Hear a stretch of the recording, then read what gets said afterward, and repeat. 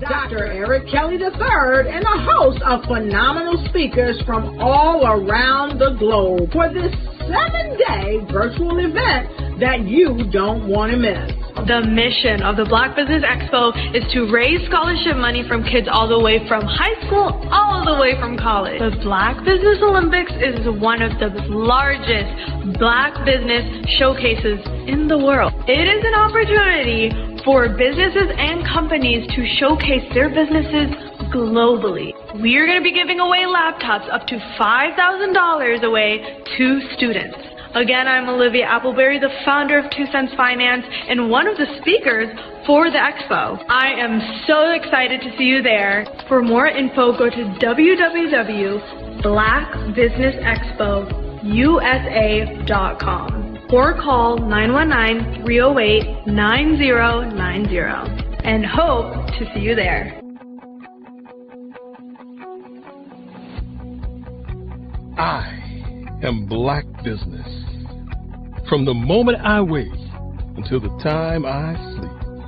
Yes, I am Black Business. I am Black Business. Tell me, are you Black Business? I am Black Business. Do you support Black businesses?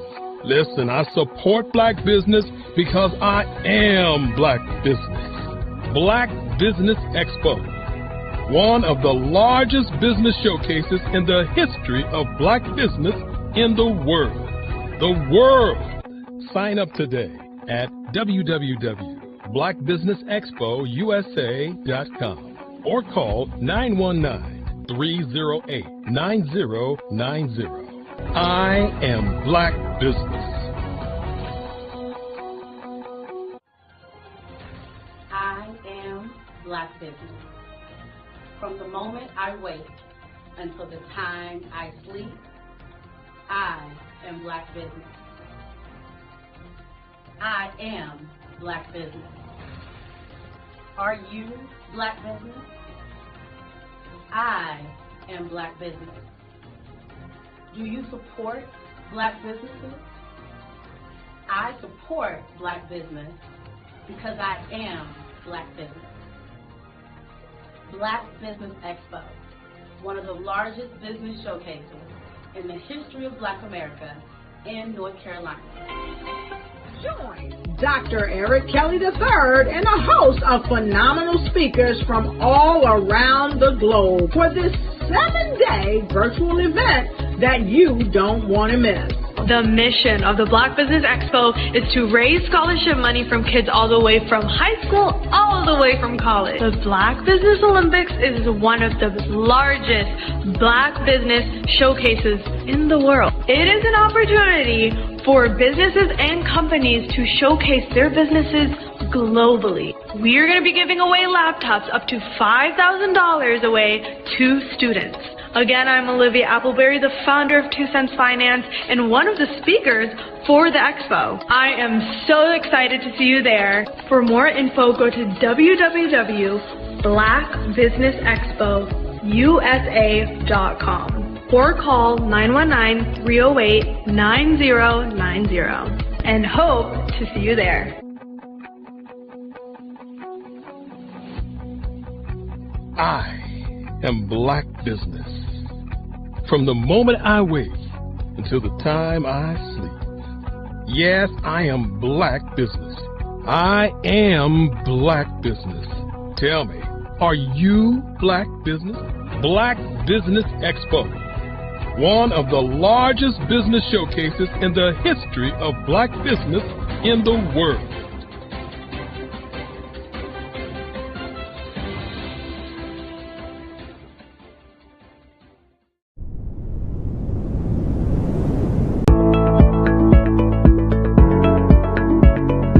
Prepare for what's coming and dominate in economic winter. Stand strong and thrive by showcasing your great products and services globally through the Black Business Network and Black Business Olympics. The Black Business Network has showcased over 2,000 companies with over $7 billion in sales each year. Over 10 million attendees have viewed the rebroadcast each month. Through the Black Business Olympics, unique styles of business training and mentoring are turning students into business owners and entrepreneurial warriors who will dominate in any economy.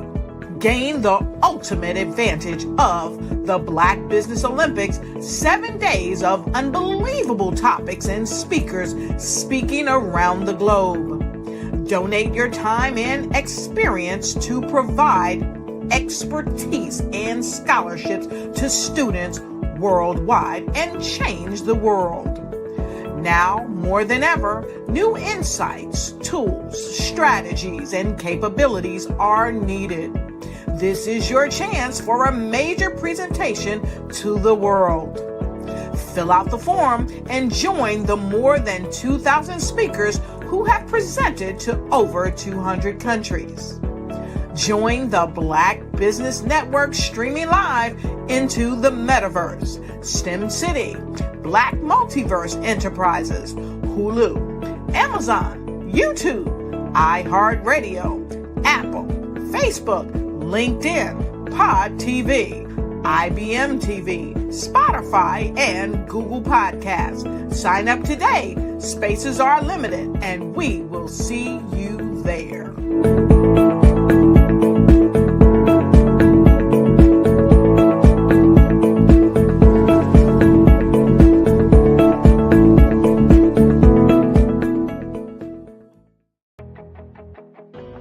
I am Black Business. From the moment I wake until the time I sleep, I am Black Business. I am Black Business. Are you Black Business? I am Black Business. Do you support Black businesses? I support Black business because I am Black Business. Black Business Expo, one of the largest business showcases in the history of Black business in the world. Sign up today at www.blackbusinessexpousa.com or call 919-308-9090. I am Black Business.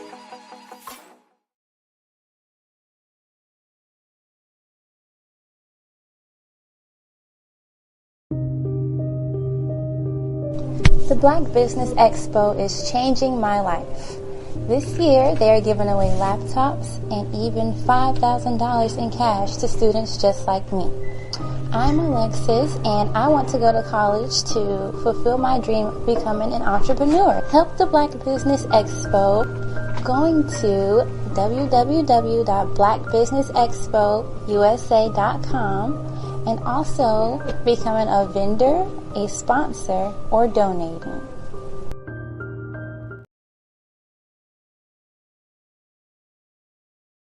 I was born in a little village on the island of Haiti. Many deadly diseases pounded me. It is as if they were on a mission to end my existence on this earth. I refused to give up. In 1983, I left Haiti and came to the United States of America. And I came with $5, 2 shirts. I didn't speak any English. I came to Atlanta. I got a job. I was a doorman. I was a doorman with a dream. What I used to do, I used to come on stage. I'd rehearse this moment that I'm standing in front of you. That's the power of a dream. Maybe today is the day you begin acting as if you already have it. And then step out with full force. Take a risk. No condition is permanent.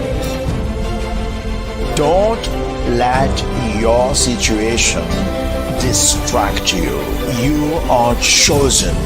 You are called. You are born for a purpose in this life.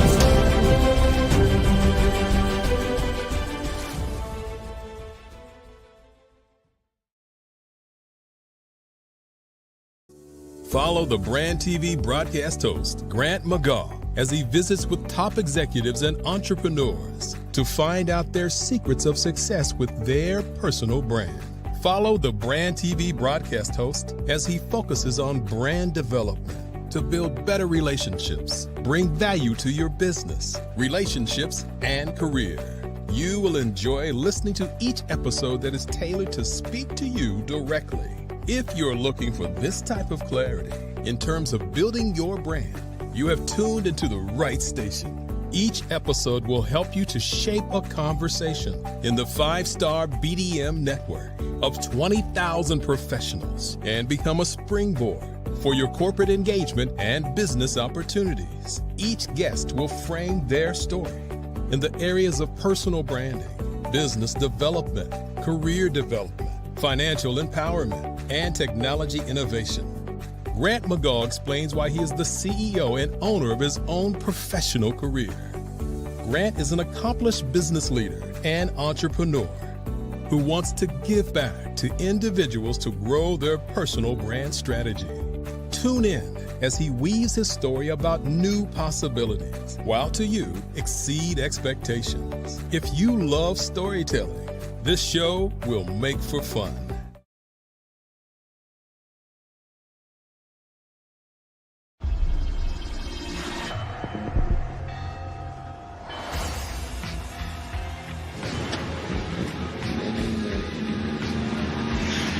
La connexion BU.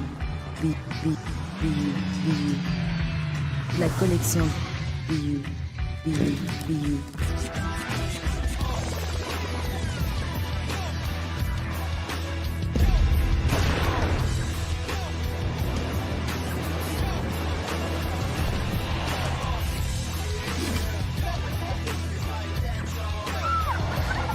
In a world obsessed with the cult of celebrity, I challenge you not to aspire to anyone else's greatness, but instead strive to reveal and ignite the greatness within you. Are you serious? I totally think that's it. Hey. No! Hey! To me, sexy is a man that knows who he is and what he wants. He's comfortable. You look at him, you see him, he's just comfortable being himself. And you're like, Baby, be you. Be you, baby. Just be you. I like it. Introducing the BU collection, exclusively available at K&G Fashion Superstore.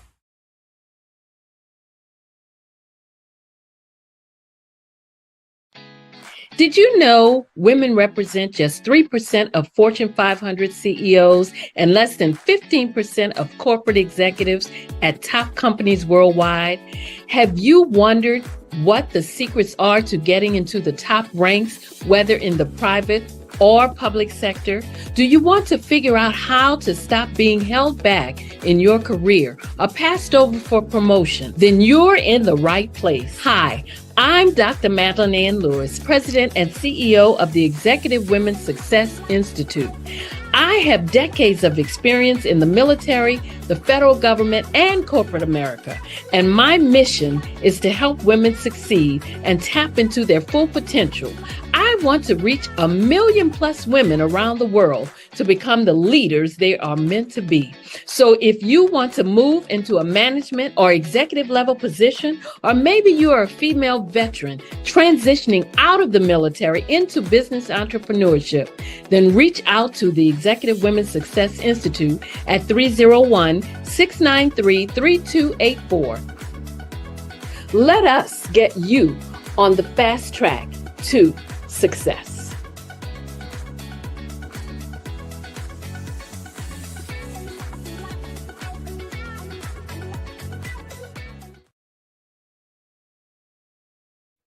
Hey everyone, it's Grant McGaugh, CEO of 5-Star BDM and host of the award-winning Follow the Brand podcast and TV series, where I help you to build a 5-star brand that people will follow.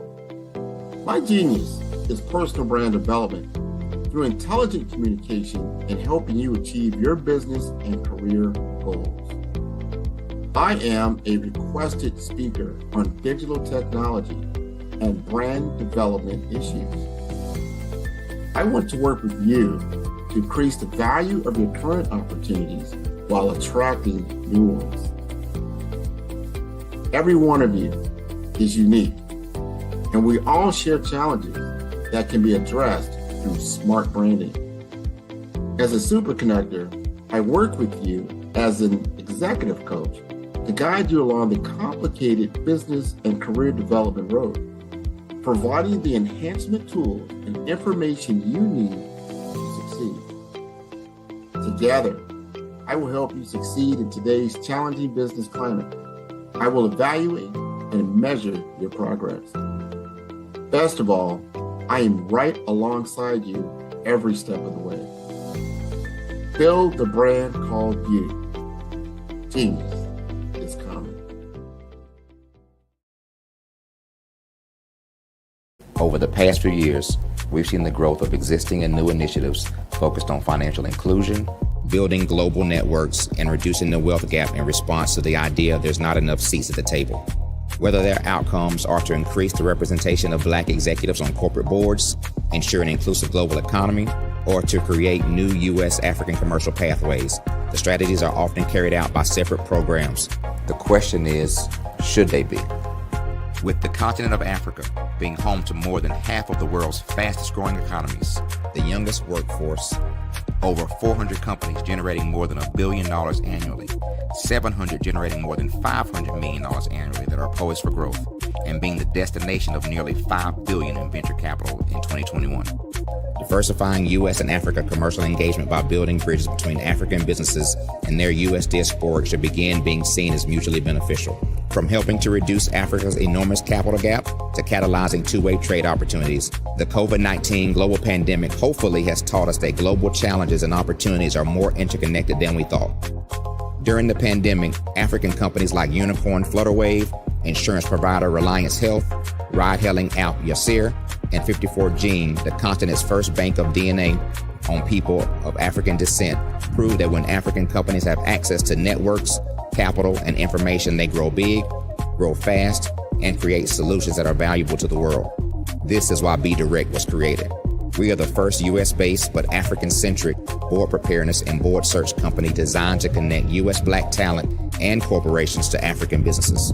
Unique and fundamental to Be Direct's success is our process of helping board candidates adapt their experience and networks to an African context before they're connected to high-growth companies that are looking to locally and globally scale.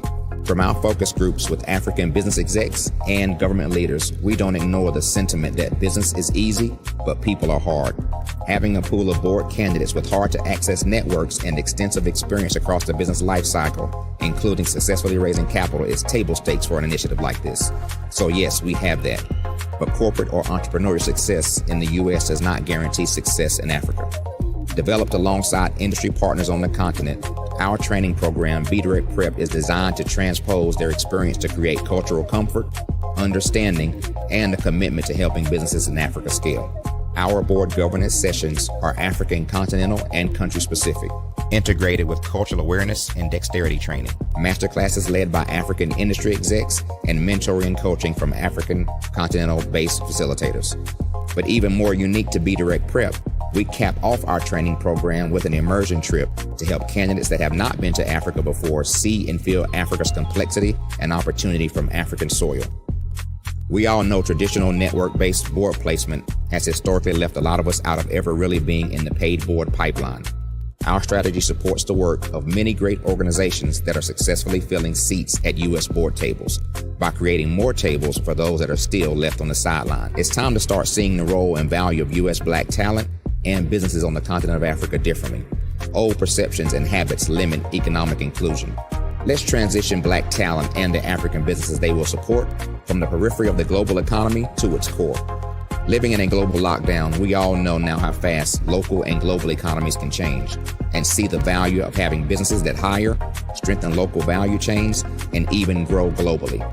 Status quo in any form holds back progress. We must democratize U.S.-Africa commercial engagement by socially and economically connecting cultures that have long been disconnected. It's time for Africa's U.S. diaspora to redefine their global value by helping African businesses scale continentally and globally.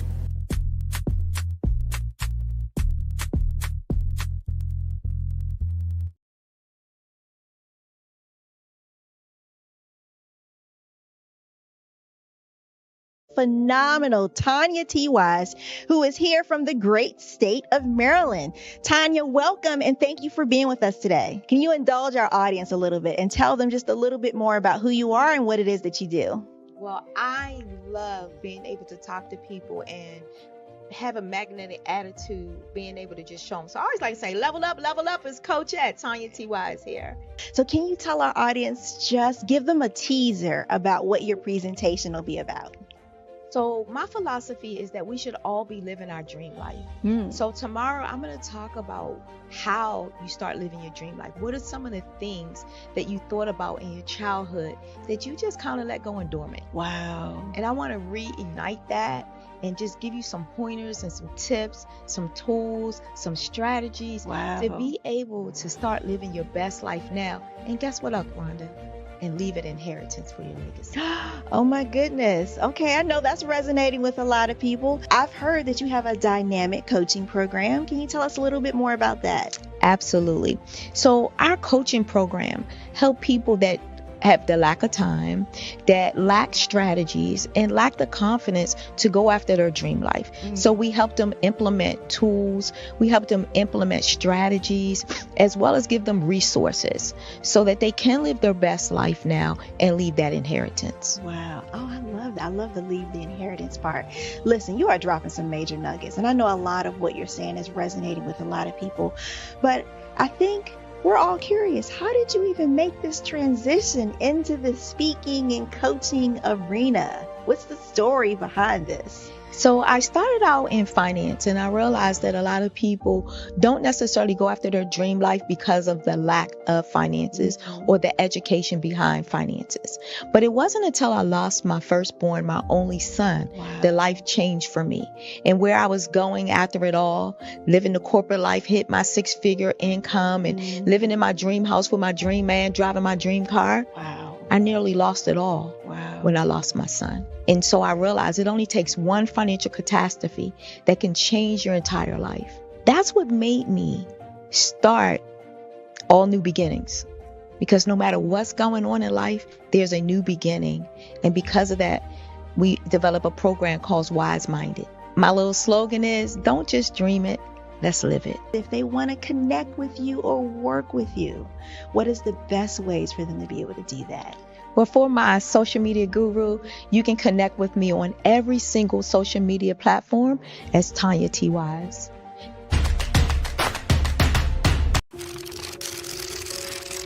Bravery is not the absence of fear, but the ability to overcome it. We stand for those who defy suppression, who speak out, and those who walk the road less traveled. Everyone deserves to be seen and their voices to be heard. We're sparking a movement, growing a community of creators united by the desire for freedom, choice, equity, and ownership. At Fanbase, it's all for one and one for all. We support each other to guide, promote, and uplift you in a place where you can unapologetically be yourself. A place where your voice, ideas, and creativity are not just welcomed, but celebrated. We are Black founded, minority funded, and supported by a diverse, inclusive, powerful community that believes in the strength of authenticity and individual choice. Regardless of success or background, we welcome you. The marginalized, the underappreciated, the successful, the superstar. We're for all who seek a space to express themselves freely, where they are rewarded for being their authentic, true self. We transcend labels because only we have the right to define ourselves.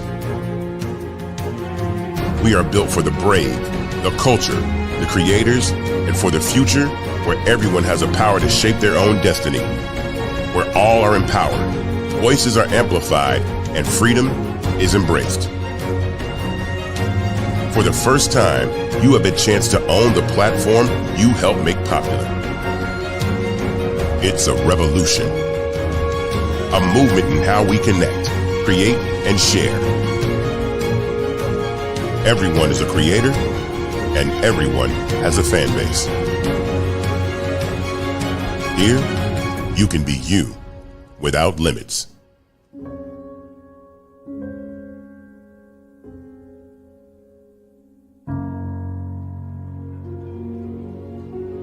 I was born in a little village on the island of Haiti.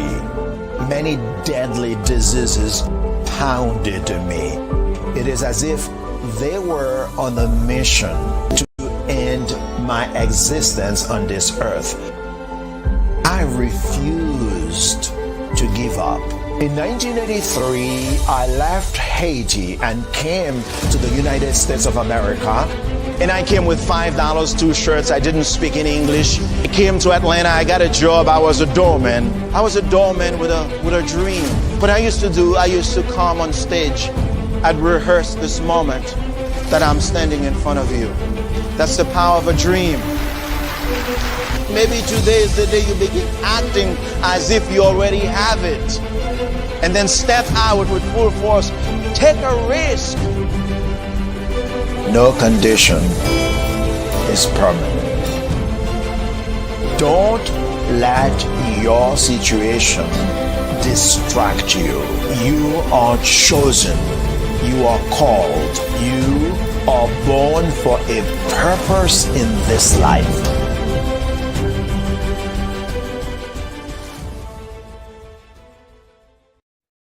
Hey everyone, it's Grant McGaw, CEO of 5-Star BDM and host of the award-winning Follow the Brand podcast and TV series, where I help you to build a 5-star brand that people will follow.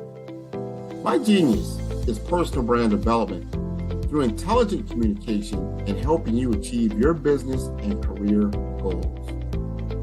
I am a requested speaker on digital technology and brand development issues.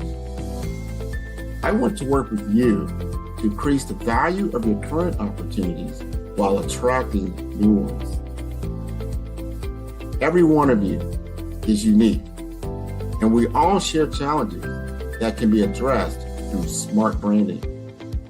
As a super connector, I work with you as an executive coach to guide you along the complicated business and career development road, providing the enhancement tools and information you need to succeed. Together, I will help you succeed in today's challenging business climate. I will evaluate and measure your progress. Best of all, I am right alongside you every step of the way.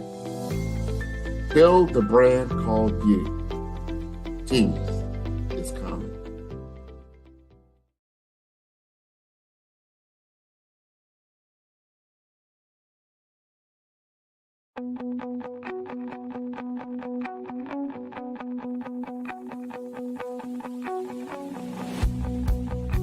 I am Black Business. From the moment I wake until the time I sleep. Yes, I am Black Business. I am Black Business. Tell me, are you Black Business? I am Black Business. Do you support Black businesses? Listen, I support Black business because I am Black Business. Black Business Expo, one of the largest business showcases in the history of Black business in the world. The world! Sign up today at www.blackbusinessexpousa.com or call 919-308-9090. I am Black Business.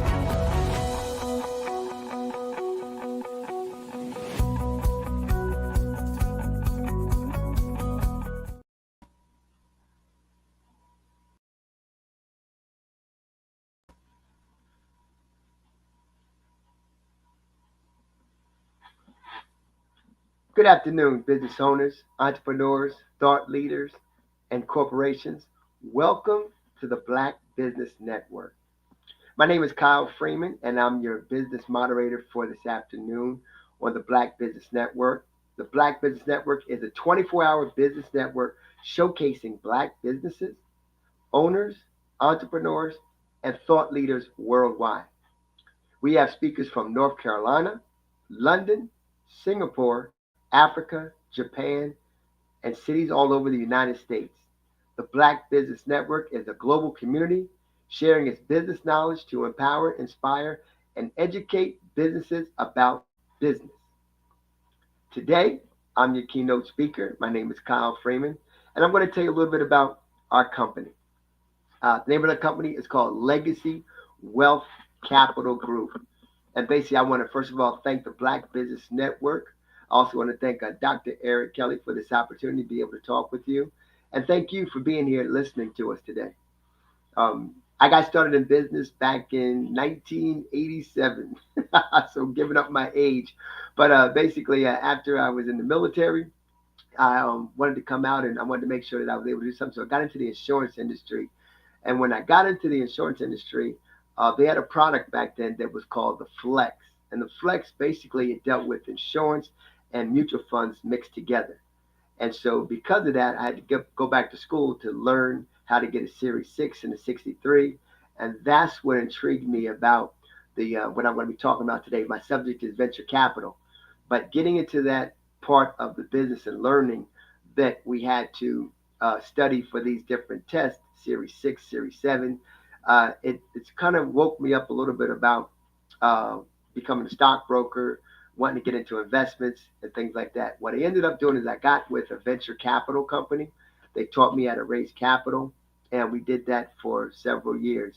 And as I learned how to raise capital, working with many different companies and helping them out, it kind of made me fuel my own energy of saying, wow, you know what, if I can do this for other companies, what could happen if I came up with my own concept and raised capital for myself? And so I ended up basically having a business and I sold it. And once I sold it, I ventured off into that area. So learned more about it, started working with other companies, started helping them raise capital. And then from there, one day I met a gentleman who actually owned a public traded company. And I remember sitting down talking with him one day, and he was just like me, where he stated he had got started with the same interest and he became a stockbroker. And he said one day, he said he wanted to be on the other side of that table. And he did it.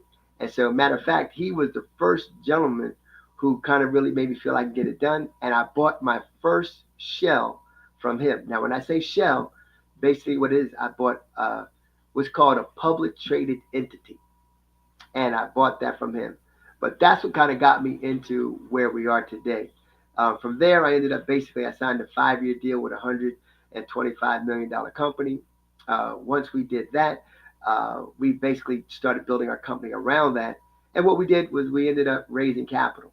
And as we started raising capital, for those of you that might not be aware of this, if you have your own business, if you're a C Corp, you can literally raise capital through financial instruments. Now, I always like to share with people and like to joke with them, say, look, you have to do it properly, and you must make sure you're educated in what you're doing.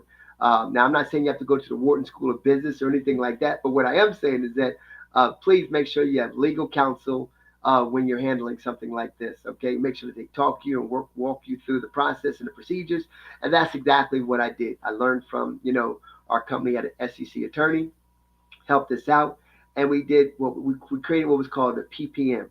Now, PPM is a private placement memorandum. And what that is, that's the financial instrument that you were going to need in order to basically raise capital for your business. Now, with that instrument, the reason why we talk about it and why it's so important, because it protects you. And when I say protection, that means it protects you so that you are doing things properly, but it also can protect the investors that you deal with to make sure that they're making a good decision. Now, all of this happens if you basically do the right things. And what's the right things? First of all, what type of business do you have? Do you have a business that may be marketable? Do you have a business that you've been running for a couple years and you're running it in a successful manner? And if you are, basically, what do I mean? That means good tax returns.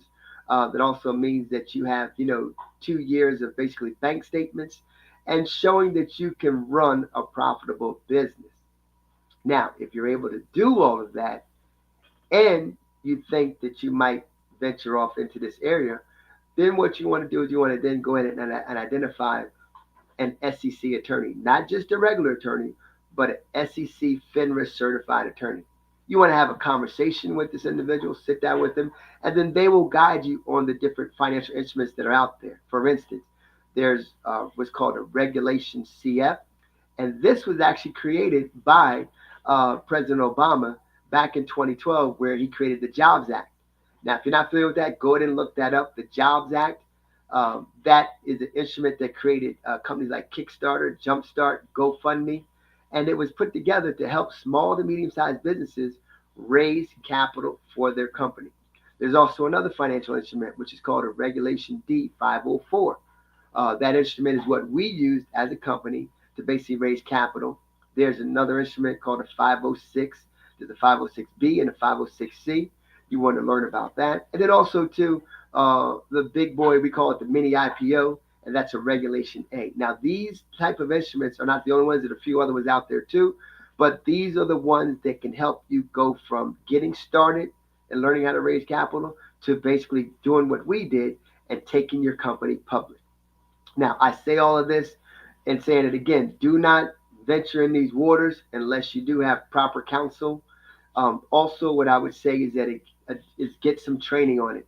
One of the things that we do with our company is we help people out and we teach you how to learn how to do this. And what do I mean by that? We have a company, www.capitalraisingacademy.com. Once again, www.capitalraisingacademy.com, where we actually go through modules and teach you how to utilize each and every one of these modules.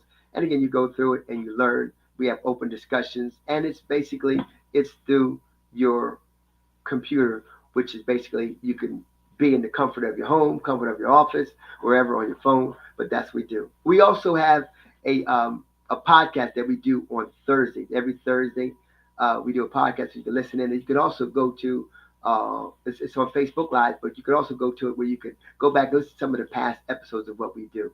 And you go to Legacy, just pull up on Facebook, Legacy Wealth Capital Group. All right. And so once again, those are just a couple tidbits that what we do to help businesses out. If you're a business out there and you're looking to get funding for your business, you think you have what it takes. And I always ask when we have conversations, consultations with companies, I ask, does your company have sizzle? So let me ask you right now, does your company have sizzle? Do you have what it takes? Are you committed to excellence? If you have those things, then your company might be prime choice to go in public. Because what we like to do is we like to help as many people as possible learn how to take their company public. When we did it back in 2007, there were about 14 minority-owned publicly traded companies. Here today, as we speak, there's only about 6 minority-owned publicly traded companies. And ladies, none of them are women-owned businesses. So as you can see, we've got a lot of work to do. So once again, you want to find out more about us, go ahead and check us out at www.capitalraisingacademy.com. Once again, www.capitalraisingacademy.com. And also, we have a live event that we're going to be doing here in Charlotte, North Carolina. If you're interested in finding out more about that, go to www.whyareyoubroketoday. Spell it out. Once again, www.whyareyoubroketoday, and spell it out. Why are you broke? Yes, each word. Spell it out. I look forward to seeing you soon. Once again, we want to thank the Black Business Network for this incredible opportunity. And again, personally want to thank Dr. Eric Kelly. We appreciate you so much. You guys have a great day, and I look forward to seeing you soon. Not at the top, not over the top, but as we come all together, we will be together at the top. Have a great day, everybody. Thank you so much. God bless. My name is Kyle Freeman. Welcome to Intentionality with Dominique, the show that helps business owners become valued and in-demand suppliers in the marketplace to scale their businesses. Let's start today's show with host and intentional connector, Dominique Simpson Milton. My favorite question to ask, but what would you say is the difference between working in your business versus working on your business? Oh my goodness, it's a mindset for sure. And prior to working with the council and working with you, I don't even know that I placed as much emphasis and importance on it. But now I understand the importance of working on the business. which is that business development, strategic planning, taking that 30,000 foot view, every 6 months and definitely at least once a year to find out what's working well, what's not, pivoting if there's a need to pivot, adding new verticals. Like that's working on the business. Working in the business is the day-to-day operations. Right. Putting out fires in the day-to-day, responding to emails, that type of thing. And working on the business is setting a strategy based on, what's going on in your various industries. What are the trends, and making sure that you are doing the steps to stay in front of those trends. As you grow and as you evolve, I'd say there are a couple of things to that. One is, if you are in the weeds every single day, and quite frankly, when you start a business, there's not a lot of, it's hard not to be, right? Because you're probably small when you start. There are probably not enough resources for the things that you have to do. That's normal. But as you grow and as you evolve, you start to understand that if your view is here, then you cannot gain the perspective to see all of the interrelationships and all of the opportunities and all of the strategic maneuvers that you should be doing in order to take grow your business in step functions as opposed to incremental. Well, working in the business is doing everything. You wear all the many hats.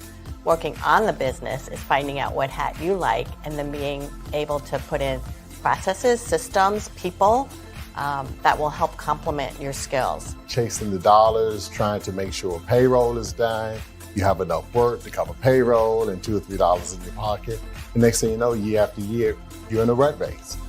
You never been trained to develop your business or to take it to another level. As long as I can focus on where we are going, because no one else is doing that in the company except for me. So if I can see, here's where we're going, and I need all 10 of y'all to come with me, then if we all do that together, then the business grows because everyone is focused on the thing they're supposed to be focused on. I love that. Yeah. I think for a lot of business owners, particularly when you're just getting started, you're wearing multiple hats. I tell people all the time, I was always letter E, all of the above, when we used to fill in those multiple choice tests. And even now, I still do a lot, but what is really great is that right now I'm in Richmond. My team back in Raleigh is handling everything. I don't have to pick up the phone. I don't have to check that email because I know that they can take on whatever is being thrown at them. Take time to slow down in order to speed up. Invest in CVM SDC developmental programs each year to grow your business. Working in equals maintaining. Working on equals growth. Visit cvmsdc.org for more information on our development programs. Email us at info@cvmsdc.org.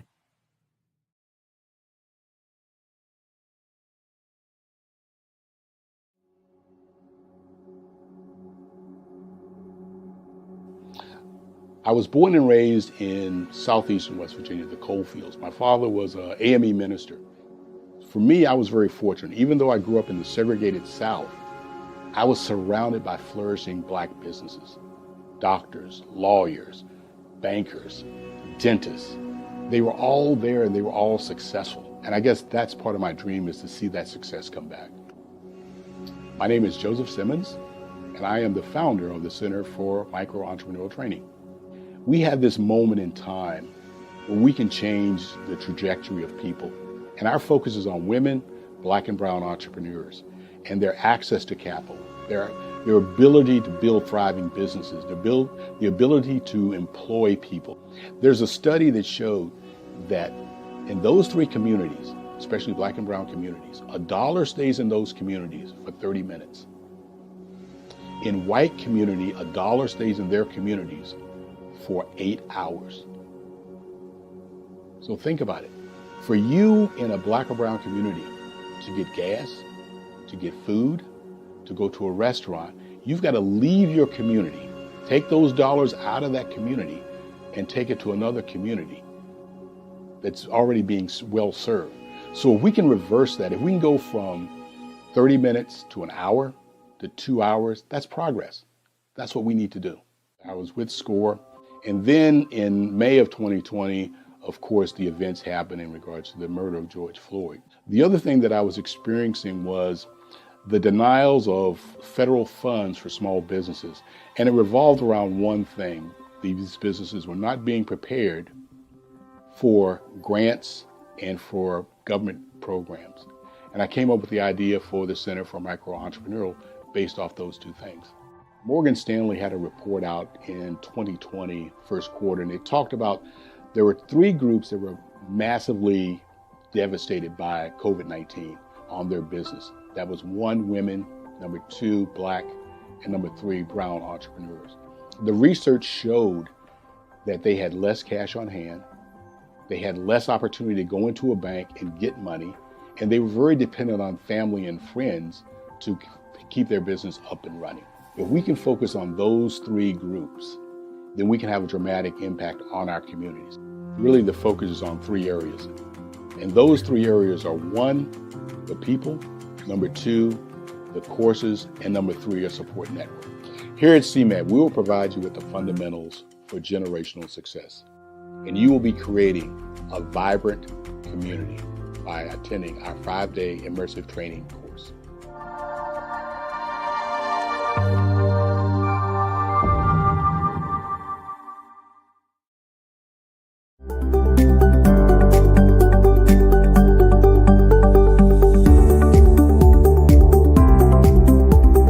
My name is Katie Bennett, and I own Lexicon Presents Publishing.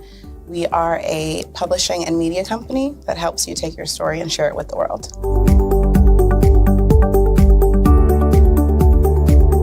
You know, for a while, I just had my family telling me to just hang it up, get over it, you know, and I had no support. And it was in your program that I really understood the necessity for having that help, having that support.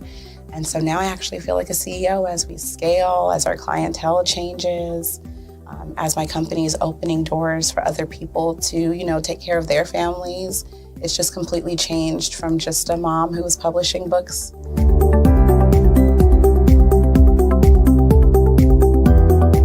I was at a point where my job, although it was paying really well, wasn't enough.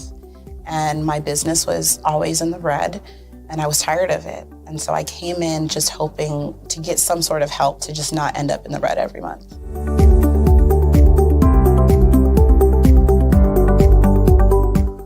Ooh, wow. Okay, so there was one in particular, I cannot remember his name, but he asked me, he said, why are you in business? And I told him that I wanted to make a difference and I want to help my community. And he let me ramble on for a while. And then when I was done, he was like, okay, all of those things are great. They make you a humanitarian, not a business owner. And he was the one who told me, he's like, you know, you have this great service and you're offering it at like a great value price. So to someone like myself, we don't know that we're going to get the value of what you're actually bringing. And so that gave me the confidence I needed to raise my price.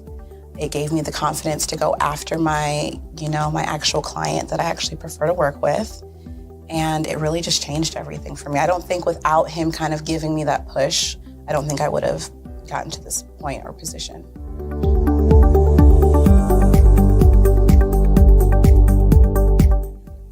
Wow, the benefits is just having a coach that holds you accountable. They set goals with you. That's been my favorite part. She has amazing experience, you know, and so she brings her strategies and her ideas, and she helped me narrow down, you know, what services I actually wanted to offer, how I could actually continue to offer it, how many clients at one time could I have. All of the information that she's given has just really transformed my entire company. And so I know I would have never gotten to where I am today and having some of these partnerships that I'm, you know, having now without her help.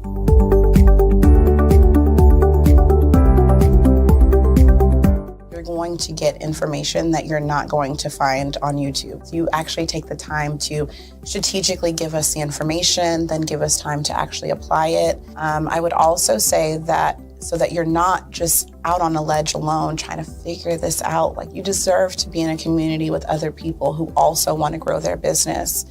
And then finally, you know, the biggest thing I think I took away from CMET was that I had a whole office in Longwood, I still do, but And at the time, I had not paid my business tax receipt. I didn't know that that was something you had to do.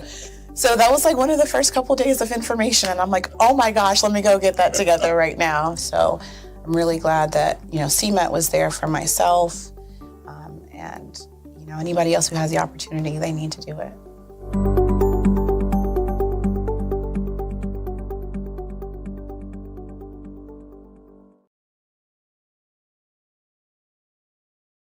You are a Black-owned business and you're looking for new ways to expand your reach. Or you're a creative and you have an amazing story that needs to be told, seen, and heard. Well, at Fave Unite TV, we're streaming the diverse and authentic narratives of Black American culture. At Fave Unite TV, you have access to product placement, feedback loops, promotional spotlights, and other ways to showcase your brand. And we have fans all around the world that can't wait to see what you're up to. So come to Fave Unite TV because we are showcasing the culture 24/7 with Black stories and Black storytellers. Subscribe to FaveUniteTV.com today. And for more information, email us at info@FaveUniteTV.com or call our hotline at 816-819-9939.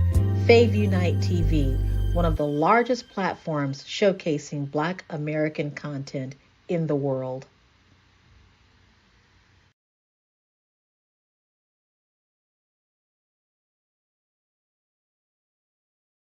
CTR Media Network is now accepting new podcasters to join our growing network that's reaching 350 million global listeners. Have you heard?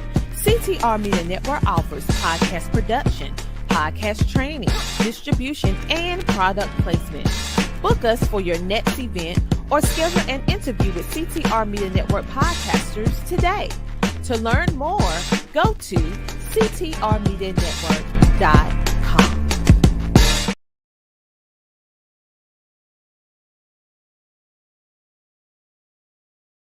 I was born in a little village on the island of Haiti. Many deadly diseases pounded me. It is as if they were... Art to me is a creative expression of something from nothing. It explodes onto the canvas, or it explodes on in my work. One of the things that I try to do more than anything is I try to just give the lines and the movements and emotions and expressions into what I do. Art really means to me a chance to express how I feel deep down inside. Most of my art begins as a thought that I might have, whether it's sports, whether it's history, whether it's a woman or a man. It pretty much starts as an idea of thought before I get into the actual image of what I'm going to draw. I do a lot of historical pieces. I was a history minor in college, and I love to do history pieces. And a lot of times I'm thinking about history, and then I try to make that history impact you as you look at it. That's one of the reasons I do pictures so large. People ask me, why do I do the pictures so big?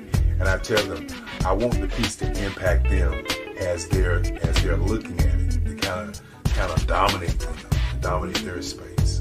And most of my pieces I try to do off page. I don't try to do anything that's going to be in those four corners or in a square. And I want your imagination to be a part of the piece that you're looking at.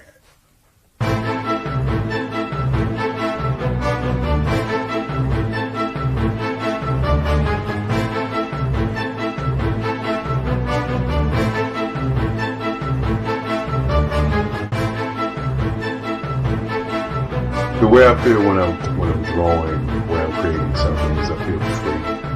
I feel like there's an anticipation of something that's going to come. I try not to draw first. I try to draw second. And what I mean by that is I try to allow myself to kind of get into the piece and just relax. Sometimes I miss time. I'll draw 2-3 hours, sometimes 4 hours. And while I'm drawing, it's just a free. I just feel free. I mean, I feel like time stands still.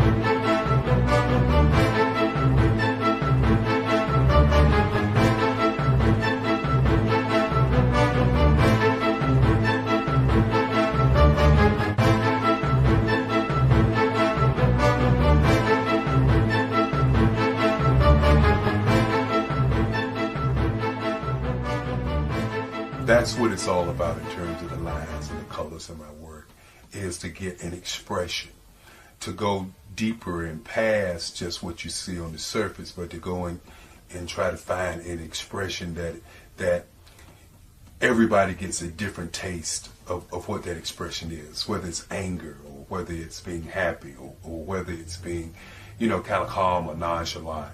That expression that people take away from the piece is the most important part of what I do as an artist. Bold is the size of my pieces, where I try to do the piece larger than life, to kind of push forward toward you. That's what the boldness is all about. It's not so much about the lines, it's about the size.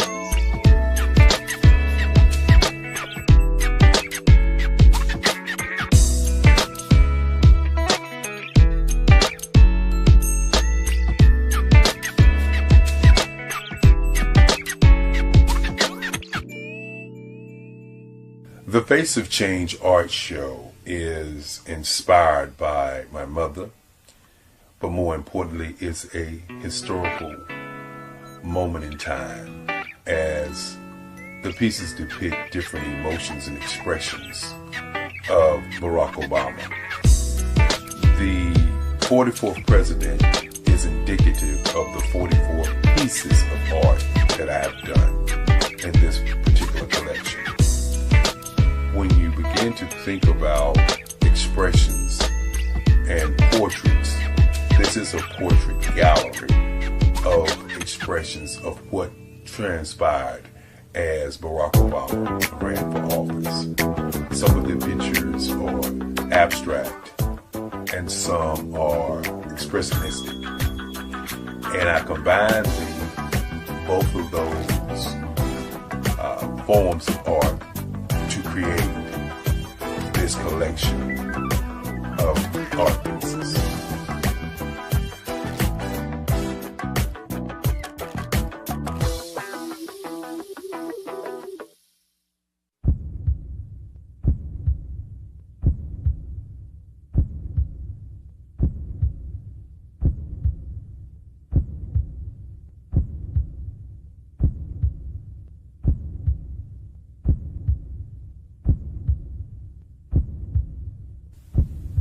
Overcomer, brilliant, ambitious, motivated, awesome. Obama.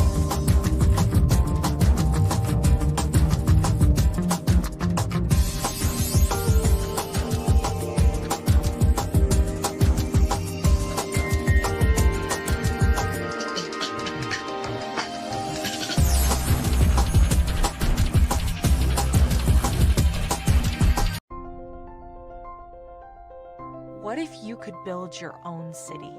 A place where every child can find nurturing people to help them achieve their full potential. A place where every adult can access job training support. Where health education is abundant. Where social justice ruled the land. A place without limitations. Welcome. You have arrived at STEM City USA. It is what every city should be. A safe and trusted community where you find people and resources to help you become everything you are and beyond. STEM City is unlike anything you have ever experienced. It is a digital twin of the world around you, only better. STEM City is about energy and soul renewal. it is more than a digital world. You can almost feel the power of live cultural events, music, and theater. STEM City promises a better future for children with caring mentors and hands-on activities with dedicated tutors to support our youth. STEM City is your passport to a healthy lifestyle with weekly events addressing our community's many issues. STEM City is your financial well-being with helpful information on wealth management, career advancement, job training, and so much more. STEM City is the community you deserve. It is the city where your dreams can come true. STEM City USA, a place in the sky that is accessible to all who reach for the stars.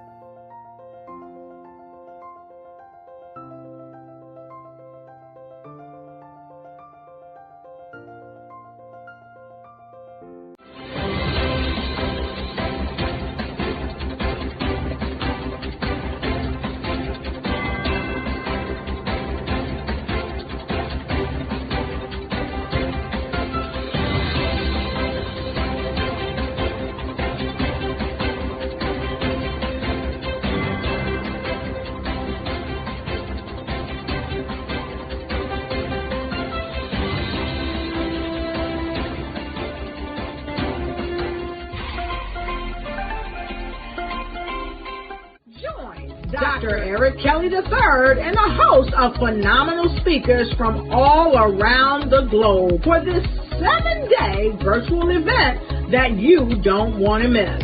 The mission of the Black Business Expo is to raise scholarship money from kids all the way from high school all the way from college. The Black Business Olympics is one of the largest Black business showcases in the world. It is an opportunity for businesses and companies to showcase their businesses globally. We are going to be giving away laptops up to $5,000 away to students. Again, I'm Olivia Appleberry, the founder of 2 Cents Finance and one of the speakers for the expo. I am so excited to see you there. For more info, go to www.blackbusinessexpousa.com or call 919-308-9090 and hope to see you there. I am Black Business. From the moment I wake until the time I sleep. Yes, I am Black Business. I am Black Business. Tell me, are you Black Business? I am Black Business. Do you support Black businesses? Listen, I support Black business because I am Black Business. Black Business Expo, one of the largest business showcases in the history of Black business in the world. The world! Sign up today at www.blackbusinessexpousa.com or call 919-308-9090. I am Black Business. I am Black Business. From the moment I wake until the time I sleep, I am Black Business. I am Black Business. Are you Black Business? I am Black Business. Do you support Black businesses? I support Black business because I am Black Business. Black Business Expo, one of the largest business showcases in the history of Black America in North Carolina.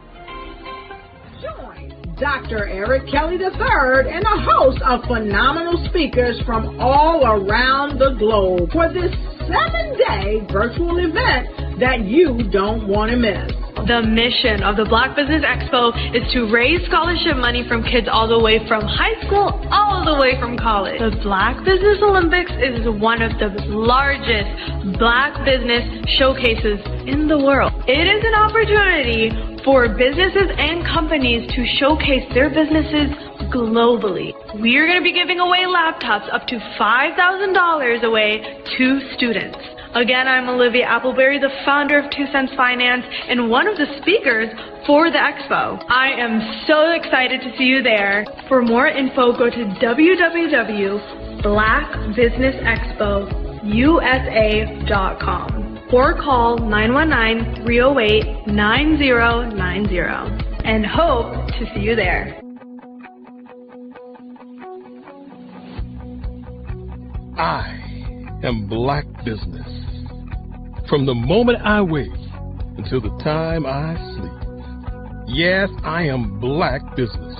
I am Black Business. Tell me, are you Black Business? Black Business Expo, one of the largest business showcases in the history of Black business in the world.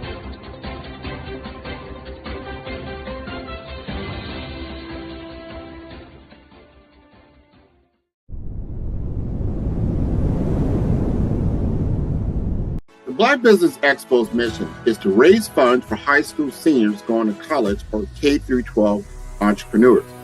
This expo is a fundraiser for students.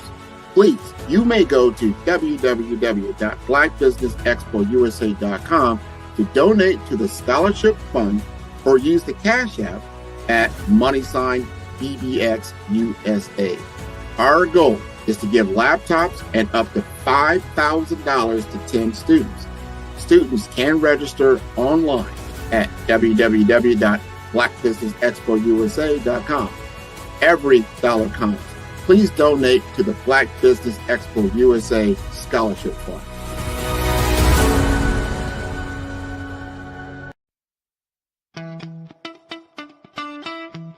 How many times have you been asked to help someone you didn't even know, a student, a business entrepreneur? Or did you ever even ask, where did they end up? That business, that friend, that entrepreneur. Well, just maybe they ended up in a gang, bankrupt, homeless, or worse, dead. Maybe they turned to crime, drugs, and alcohol. Did you ever wonder? Did you destroy their dream, or was your life always so easy? At the Black Business Olympics, we started a movement to help students complete. Give them hope and foster success.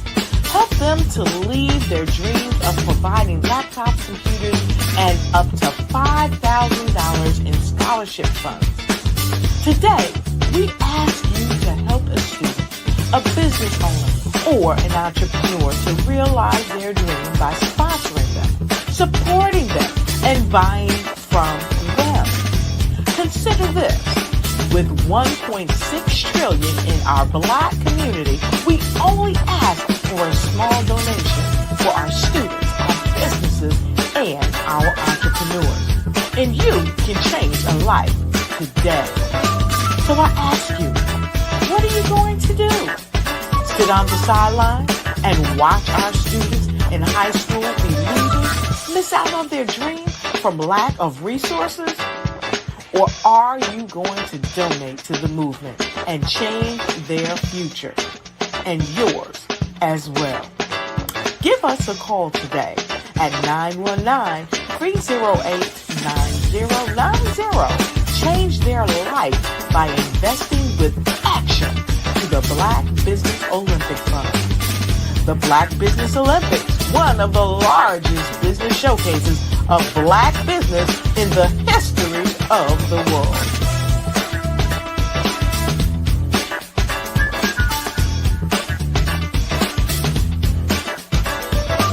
Hello, I am Dr. Eric Kelly III, the visionary strategist and founder of the Black Business Olympics.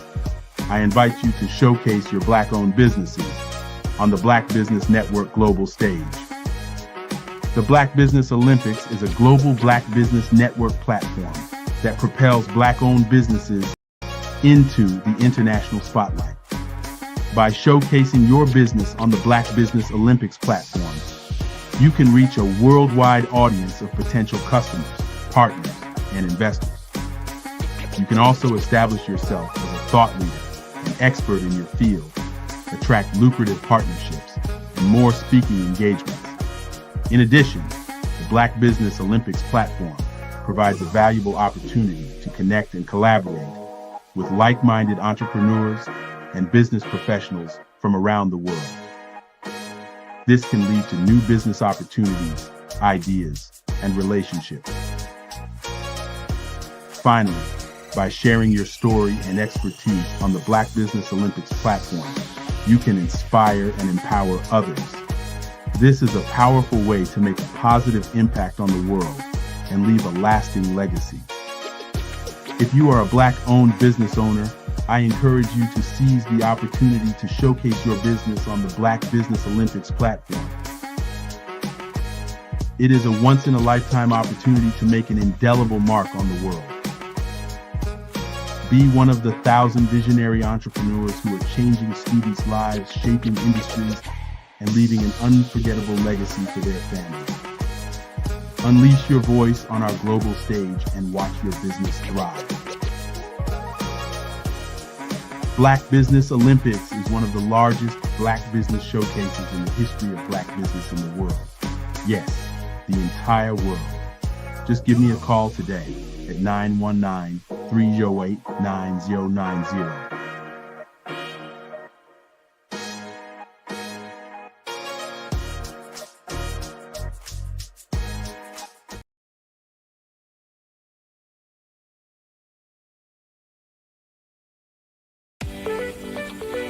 You are in the right place at the right time. The Black Business Network opens again for its Black Business Olympics, a 24/7 broadcast on business, strategies, global branding, social media marketing, finance, advertisement, and much, much more. Featuring the top, most powerful entrepreneurs and speakers and thought leaders from all around the world as they gather together for this phenomenal event. Join the Black Business Network streaming live into the metaverse, STEM City, USA, Black Multiverse, Pod TV, Roku, Hulu, iHeartRadio, Apple. Sometimes you got to hear the news from the Black perspective, and more specifically, Black publishers. And that's exactly why you have to download the Hey Tie app, the largest mobile app delivering breaking news, videos, and podcasts from 200 of your favorite Black publishers. Yes, 200 Black publishers delivering news as it happens, literally all in one app. Go to HAYTI.com or download the app in the Google Play Store or Apple App Store. It's completely free, along with information that you can trust, so go check them out. Absolutely. So our coaching program help people that have the lack of time, that lack strategies, and lack the confidence to go after their dream life. So we help them implement tools. We help them implement, I love to leave the inherited lack of finances or the education behind finances. But it wasn't until I lost my firstborn, my only son, that life changed for me. And where I was going after it all, living the corporate life, hit my 6-figure income, and living in my dream house with my dream man, driving my dream car. Wow. I nearly lost it all when I lost my son. And so I realized it only takes one financial catastrophe that can change your entire life. That's what made me start All New Beginnings. Because no matter what's going on in life, there's a new beginning. And because of that, we develop a program called Wise Minded. My little slogan is, don't just dream it, let's live it. If they want to connect with you or work with you, what is the best ways for them to be able to do that? Well, for my social media guru, you can connect with me on every single social media platform as Tanya T. Morris.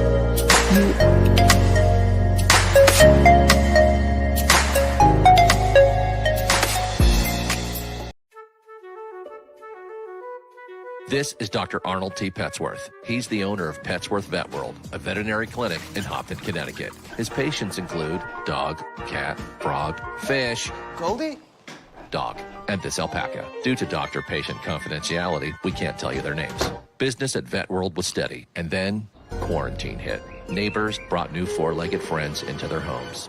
Bunnies. Bunnies everywhere. Dr. Petsworth welcomed these new patients with open arms. The only problem? There were more appointments than he could manage. That's when Dr. Petsworth turned to his American Express business card, which offers spending potential that's built for his changing business needs. He decided to hire a new assistant, Julio, and with spending power built for business purchases, he used his card to furnish a new exam room. Together, Dr. Petsworth, Julio, and American Express Business made sure all the pets of Humpton got the love and care they deserved. And everyone was happy. Get the card built for business by American Express.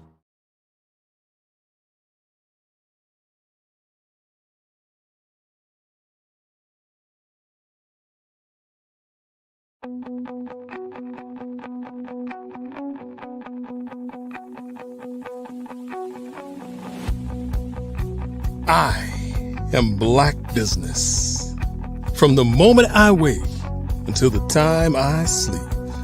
Yes, I am Black Business. I am Black Business. Tell me, are you Black Business? I am Black Business. Do you support Black businesses? Listen, I support Black business because I am Black Business. Black Business Expo, one of the largest business showcases in the history of Black business in the world. The world. Sign up today at www.blackbusinessexpousa.com or call 919-308-9090. I am Black Business.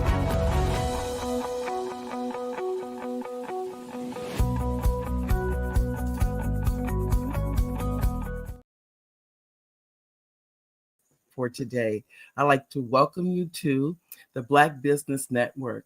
It's an honor for you to be here today, and it's an honor for me to be here with you. Business owners, entrepreneurs, thought leaders, and corporations, welcome to the Black Business Network. As I said before, my name is Mary D. Welch, and I'm your business moderator for today, the Black Business Network. The Black Business Network is a 24-hour business network showcasing Black businesses, business owners, entrepreneurs, and thought leaders worldwide. We have speakers from North Carolina, London, Singapore, Africa, Japan, and cities all over the United States. The Black Business Network is a global community sharing its business knowledge to empower, inspire, and advocate and educate businesses about business. Today, we have the outstanding speaker that I'm going to introduce to you today. I'm really excited about having her. Her name is Tanya Rollins Shadley. She's been a performer since she was age 5. She founded Mealy, I don't know if I said that right, so Tanya, you correct me, On the Move, TRS Productions, and TRS Kids, providing arts, training, and opportunities while fostering local talent in the 757 community. Tanya, are you there? Yes, I am here. Hello, hello, hello. Hi, how are you today? I'm fantastic. I'm happy to be here with everyone on today. We're happy to have you too. Now tell me, did I get that name correct? You can correct me. No worries. It was Malik. Malik, see? Yes. I knew because I was a teacher and I'm a strong believer in getting people's names correct. Yes, and I'm going to tell you with the A, so I get it. I know. You know, that's one of those things that's so precious. People don't understand. When you get someone's name correct, it's almost like it vibrates with them.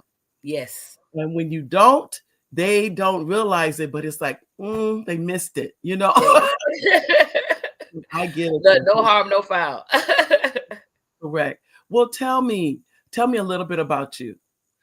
Absolutely. So my name is Tanya Rollins Shadley. In the Hampton Roads area, I've been performing again since I was 5 years old.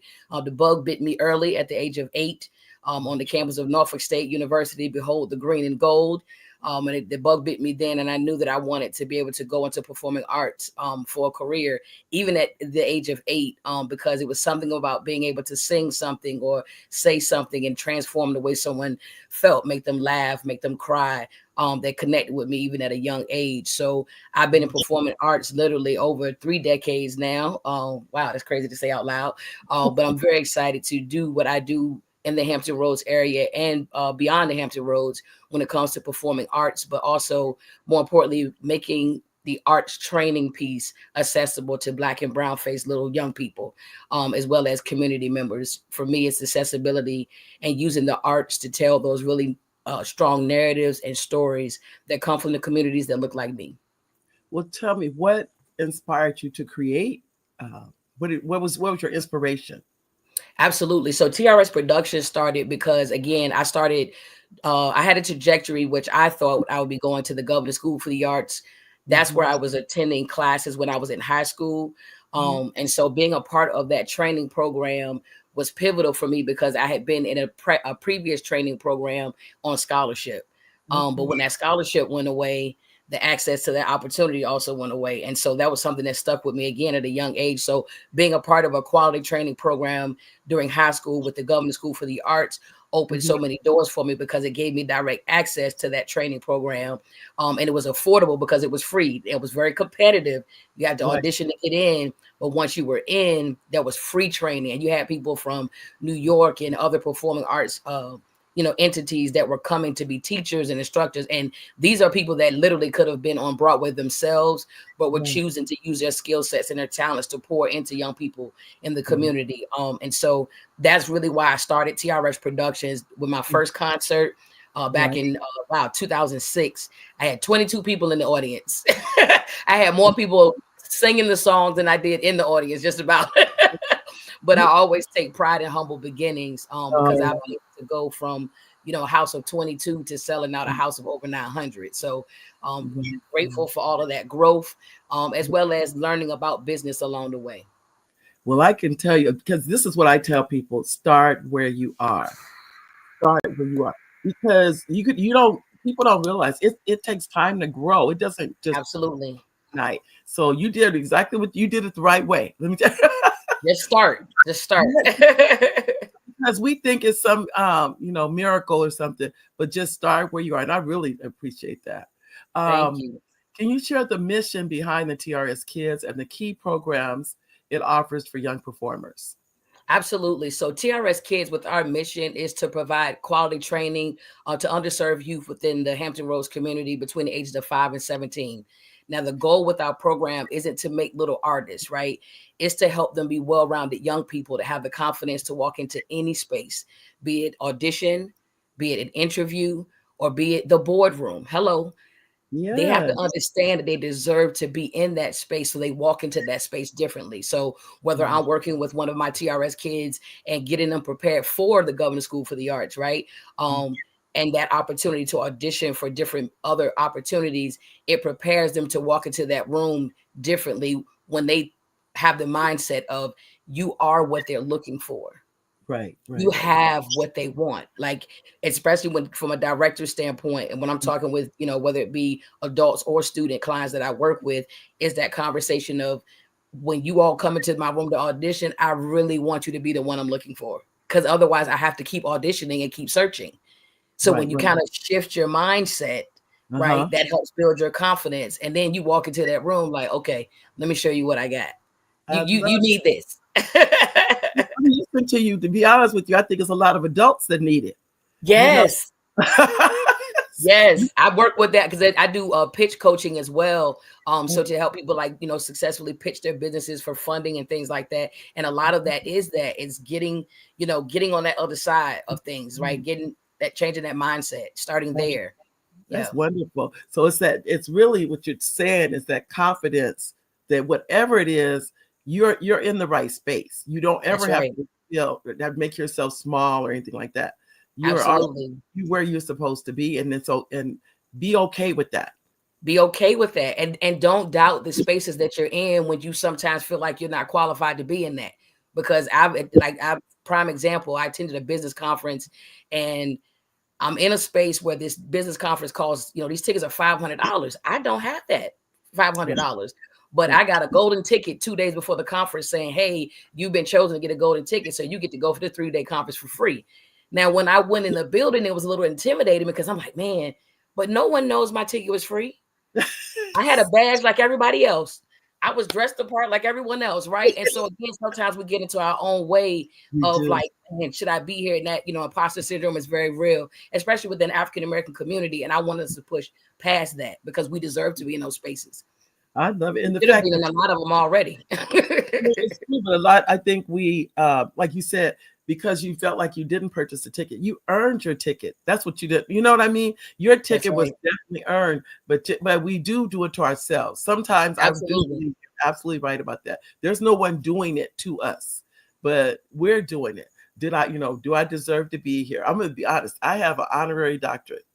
Yes. I have not really used it because I feel like, oh, well, that's an honorary, that kind of thing. And then one lady said, let them give me an honorary doctorate. Come on. Listen, they're gonna have to tell me, to that's what I'm saying, doctor. Okay.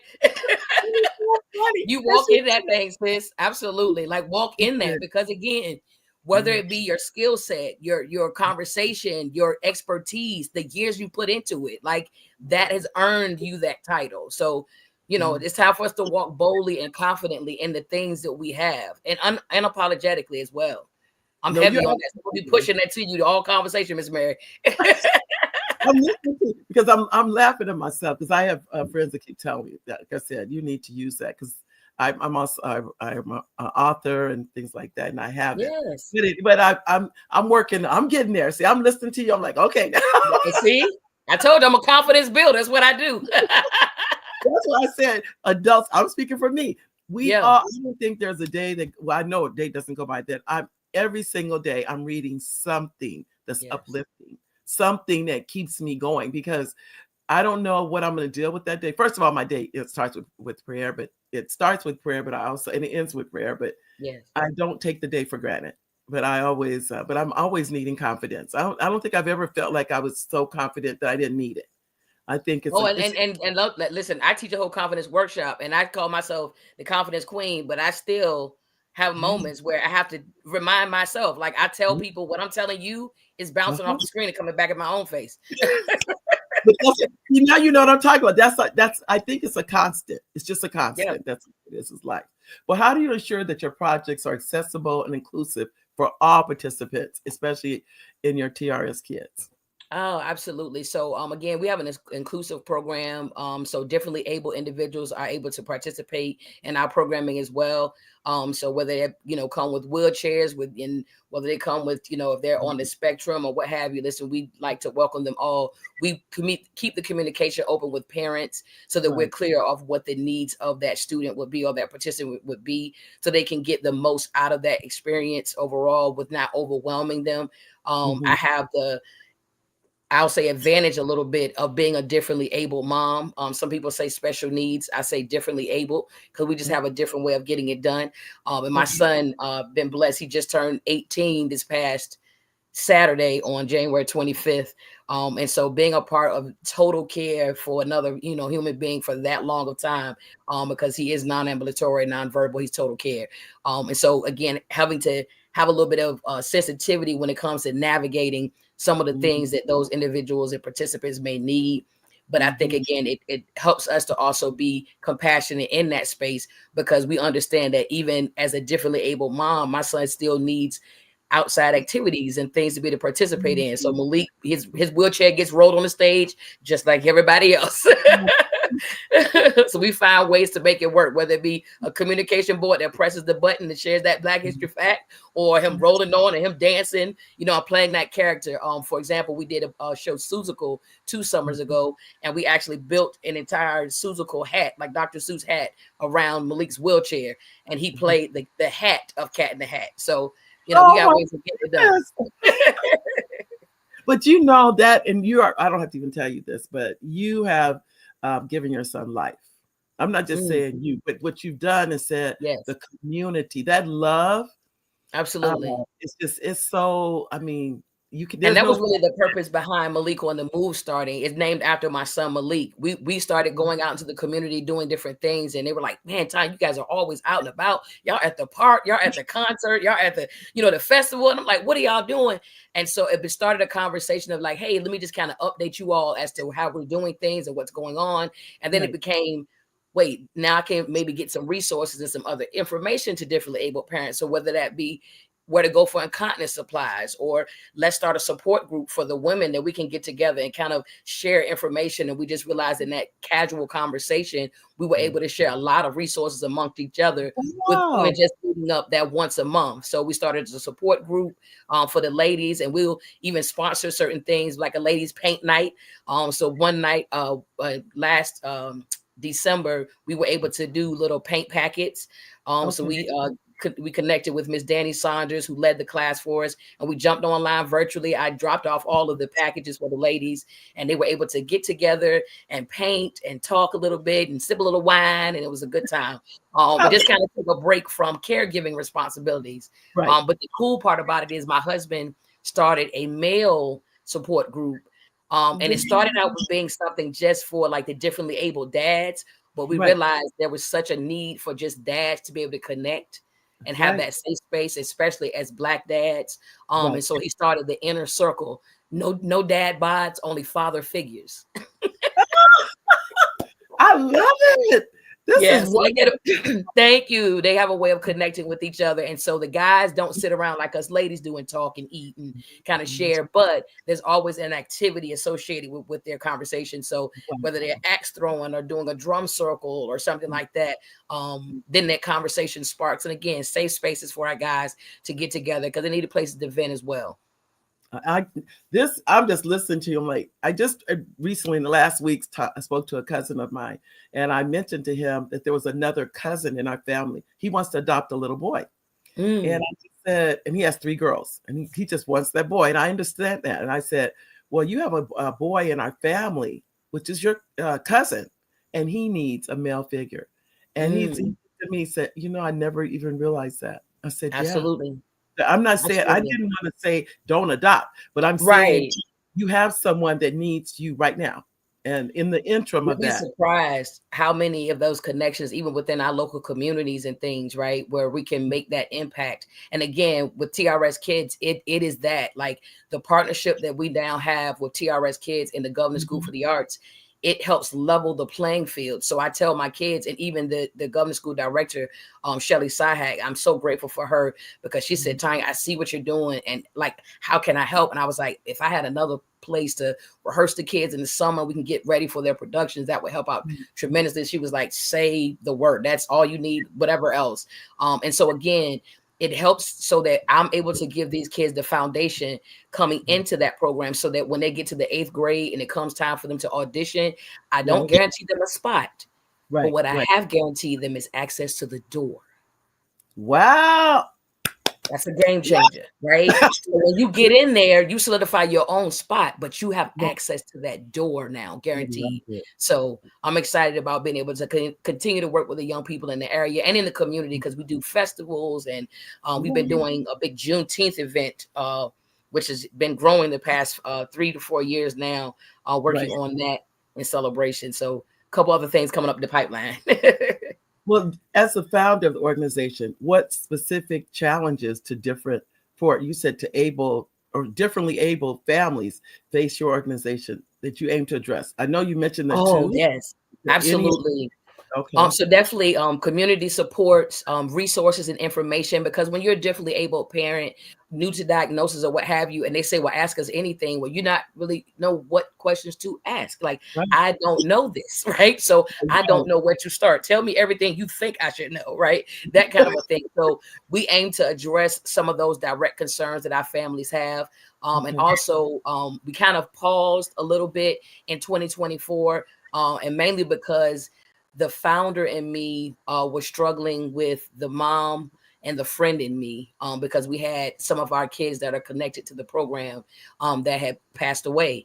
And so when you are having friends that you've seen these kids, since they were 6 months and 8 months and 2 years old, and now they're 13 and no longer here with us, and you're looking at your 13 and 14-year-old, right? And they're in similar situations, it was starting to kind of play on my mind a little bit. So we started providing bereavement support. So whether it be setting up a meal train for the families, get somebody to come over to the house and clean up, a month after it's over, after you said goodbye to your baby, you don't feel like doing nothing, right? So if I can send somebody over there to clean your home or set up a meal train, so that way, right now, the last thing you want to think about is eating, but you don't have to worry about it, because if you do, there's a gift card or there's some food, or if you fill up to it, or even, like I said, just being a support, where if it's a friend that needs me to come sit at the bedside, but I was struggling, again, founder and mom in me, but those are some of the other supports that we've provided, and we did not realize how much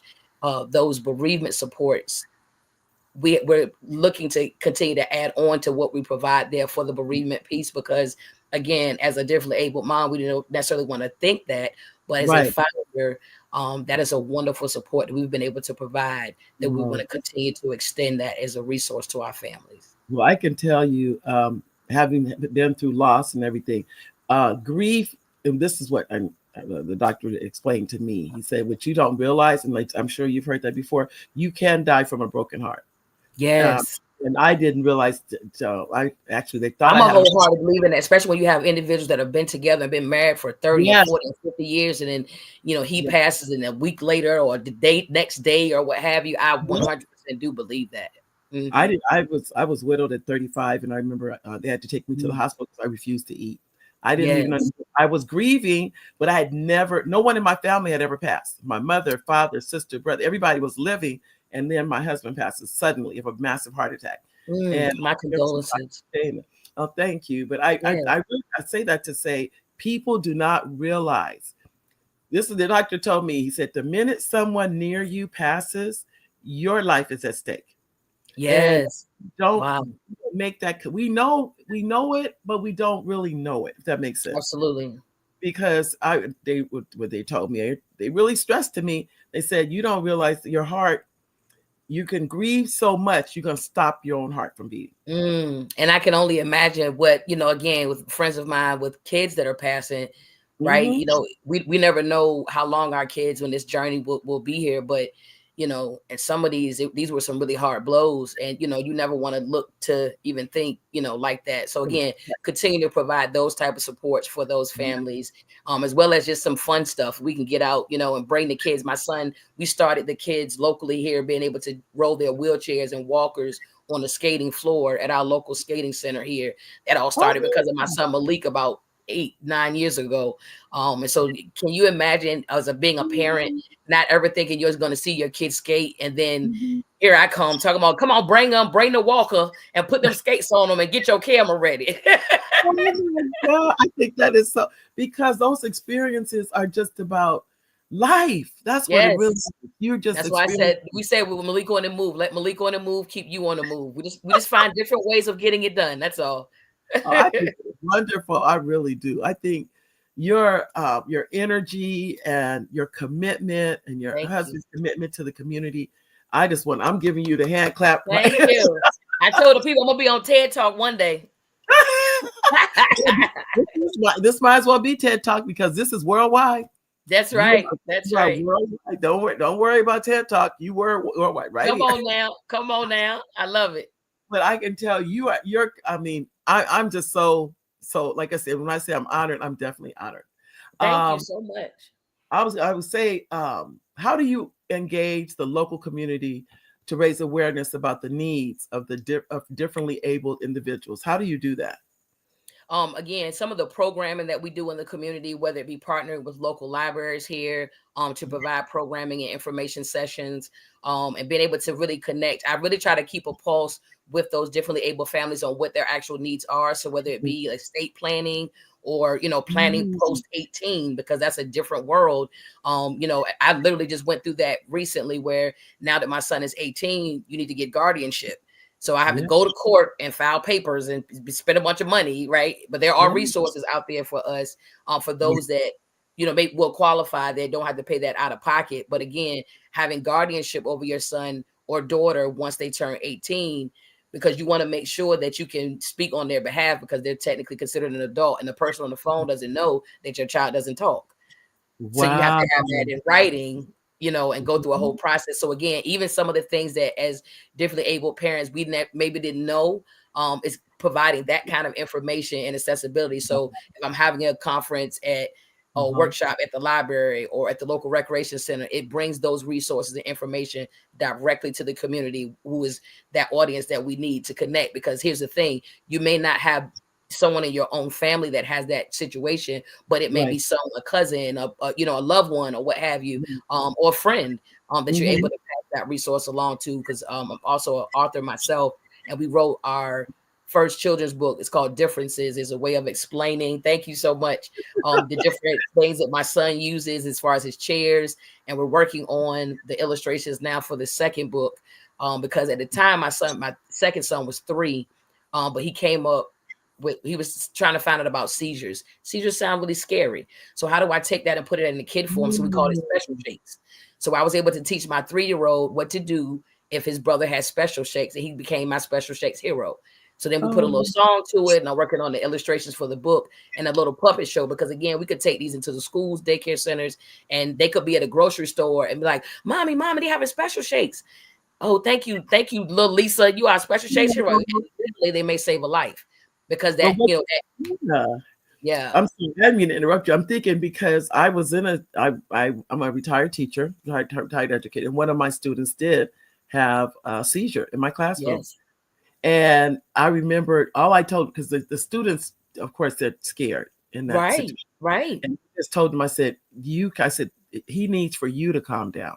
That's and then right. we moved the chairs away. It was just, but what I noticed from them, my demeanor was so important to theirs. Because he wasn't nervous and scared and anxious, and I was calming to them. And we just moved the chairs out of the way, and called the nurse. But everything I said, we have to be calm. He doesn't need us going, and it helps to empower them if we teach them, just like a child walking up to me and saying, what's wrong with him? Or why is he in that chair? Then the parents like, no, don't ask that. I'm like, no, actually do. Because this now becomes a teachable moment, not only for your kid, but for you. Because I know mom is listening. She's standing over there at the clothes rack, but she's listening to what I'm saying. So this now becomes a teachable moment. And then I can just say, well, you know what? This is Malik. And he had a little boo-boo on his brain when he was a baby. And now you know what? You can tell Malik to whisper. Tell Malik to swallow. Malik, you got swallowed. Man, you better help me out. Boom, boom, high five. Again, teachable moment. Mom's over there smiling and happy. This kid is now empowered because they've learned something new. My son feels inclusive. So we're out here making impact and changing the game out here. You really are. You really, really are. Even say it, like I said, when you say special shakes, I don't think I'll ever forget that. Yes. When you put a term on it and make it scary, then that's why people are like, oh, I don't understand that. But when you say, I just love that special shakes, and I can't wait for your children's book to come out. Very empowering. Tell the kids, look, it'll be on Amazon soon. Well, I can tell you, this is the second of many, because all of the things you're doing should be put in a book. It really should, because you're empowering a community. It's not just one or two people. It's a community you're empowering, because you're bringing, like you said, little kids in, and just the confidence to be able to speak up, hold their head up and speak up for themselves, and not feel intimidated. That's priceless. And some of those same skill sets, like I call them life skills. I tell the kids, whether I'm working with kids in the housing projects and taking them to the ocean front to go do breathing exercises, right? Or taking them, to kind of work through some things, like you all, like that split second trajectory, right? If you make the wrong call in 5 seconds, it can change the entire trajectory of your life.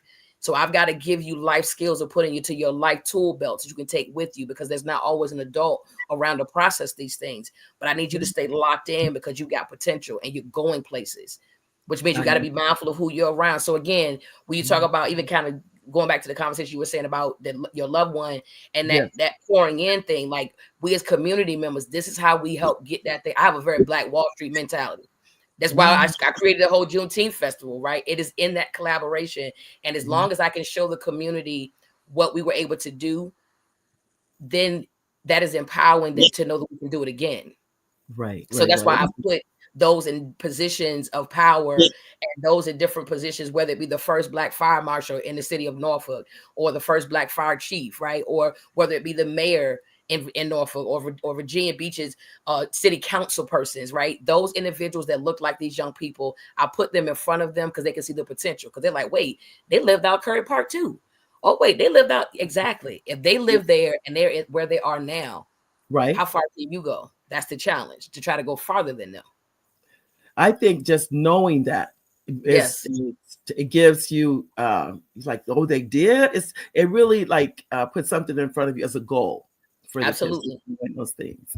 It was one thing when they told us about Barack Obama, or they said you could be president. It was a whole nother thing when we saw him sworn in. That is when it became real to us. When he was sworn in, it was a reality. So them seeing people in these positions, right? Black Business Network, right? Doing all of this with the expo, seeing all these different business owners in it and that look like them, then they're like, oh, I actually can do this. And yes, you can. Oh yeah, well, without a doubt. And that's, like I said, that's a constant. I'm a grandmother and I send cards to the grandkids. Sometimes I think they don't care. Then all of a sudden I get a call. Nana, did you forget to send my Valentine card? Oh, absolutely. I said, you need to check it should be in the mail, but the fact that, and what they're really saying is, I'm looking for that from you. That's right. That's right. That, to be affirmed of the Valentine card or the Christmas card or the whatever it is. And I'm still old fashioned in that. I still do that kind of old fashioned things. But tell me now, in what ways does access to capital influence the scope and quality of the programs you can offer? Oh, wow. So access to capital, this is a big topic for me, because I have been someone that has built what I've had off my back. Literally, me and my husband, I've been blessed to be with my high school sweetheart. Shout out to Melvin Shadley, the love of my life. We've been together since high school. And so he's been a part of this entire journey in building. And so having access to capital only happened since COVID. Literally. So the things that I had done prior to then was us faith moving, me saying, babe, listen, I love you so much. I'm not going to pay the mortgage this month. I'm going to just pay a late fee because I got to go put it on this building because the kids got to do this show. Or I want to go rent this place out so we can go do this workshop over here. And he was right? okay. Don't worry, but I'm going to put it back. And thank God I've got a loving husband who's been a part of this journey. He's like, okay, babe, all right, let's go for it. Let's do it. Because he knows I want to make impact, and he's a part of that whole vision and journey as well. And so some of the things when it comes to access to capital, one of the things that I noticed is that, again, there are plenty of opportunities out here, especially locally in your local area, where you can tap into different resources from your city, from local government, where there's different, and even when it comes to the arts and what I do, there's different humanities and commissions and things like that. We recently just got a grant for a show at the historic Addicts Theater. And the Addicts Theater here in Hampton Roads is known as the Apollo of the South. So Cap Calloway, Ella Fitzgerald, Ruth Brown, like the greats, they performed on Duke Ellington. They performed on this stage back then at a time where segregation and us having an opportunity to have places to perform was few and far between. So to be able to have a show in this space as a Hampton Roads native, I am through the roof excited about this opportunity to not only educate about the addicts, but the history of that arts and culture for us as a people, and then be able to have grant access to do that. Because what happens is when you go out and apply for these things, and this is why we were talking about just start, right? Just try, just apply. Because when you put yourself out there, you realize, man, this is a lighter lift, because in this situation, I just had to apply by telling them what I plan to do. And they said, oh, that sounds great, and gave me money to do it. But that unlocks a whole nother level of creativity when I don't have to spend my own money. Right. You know what I mean? But you had a track record.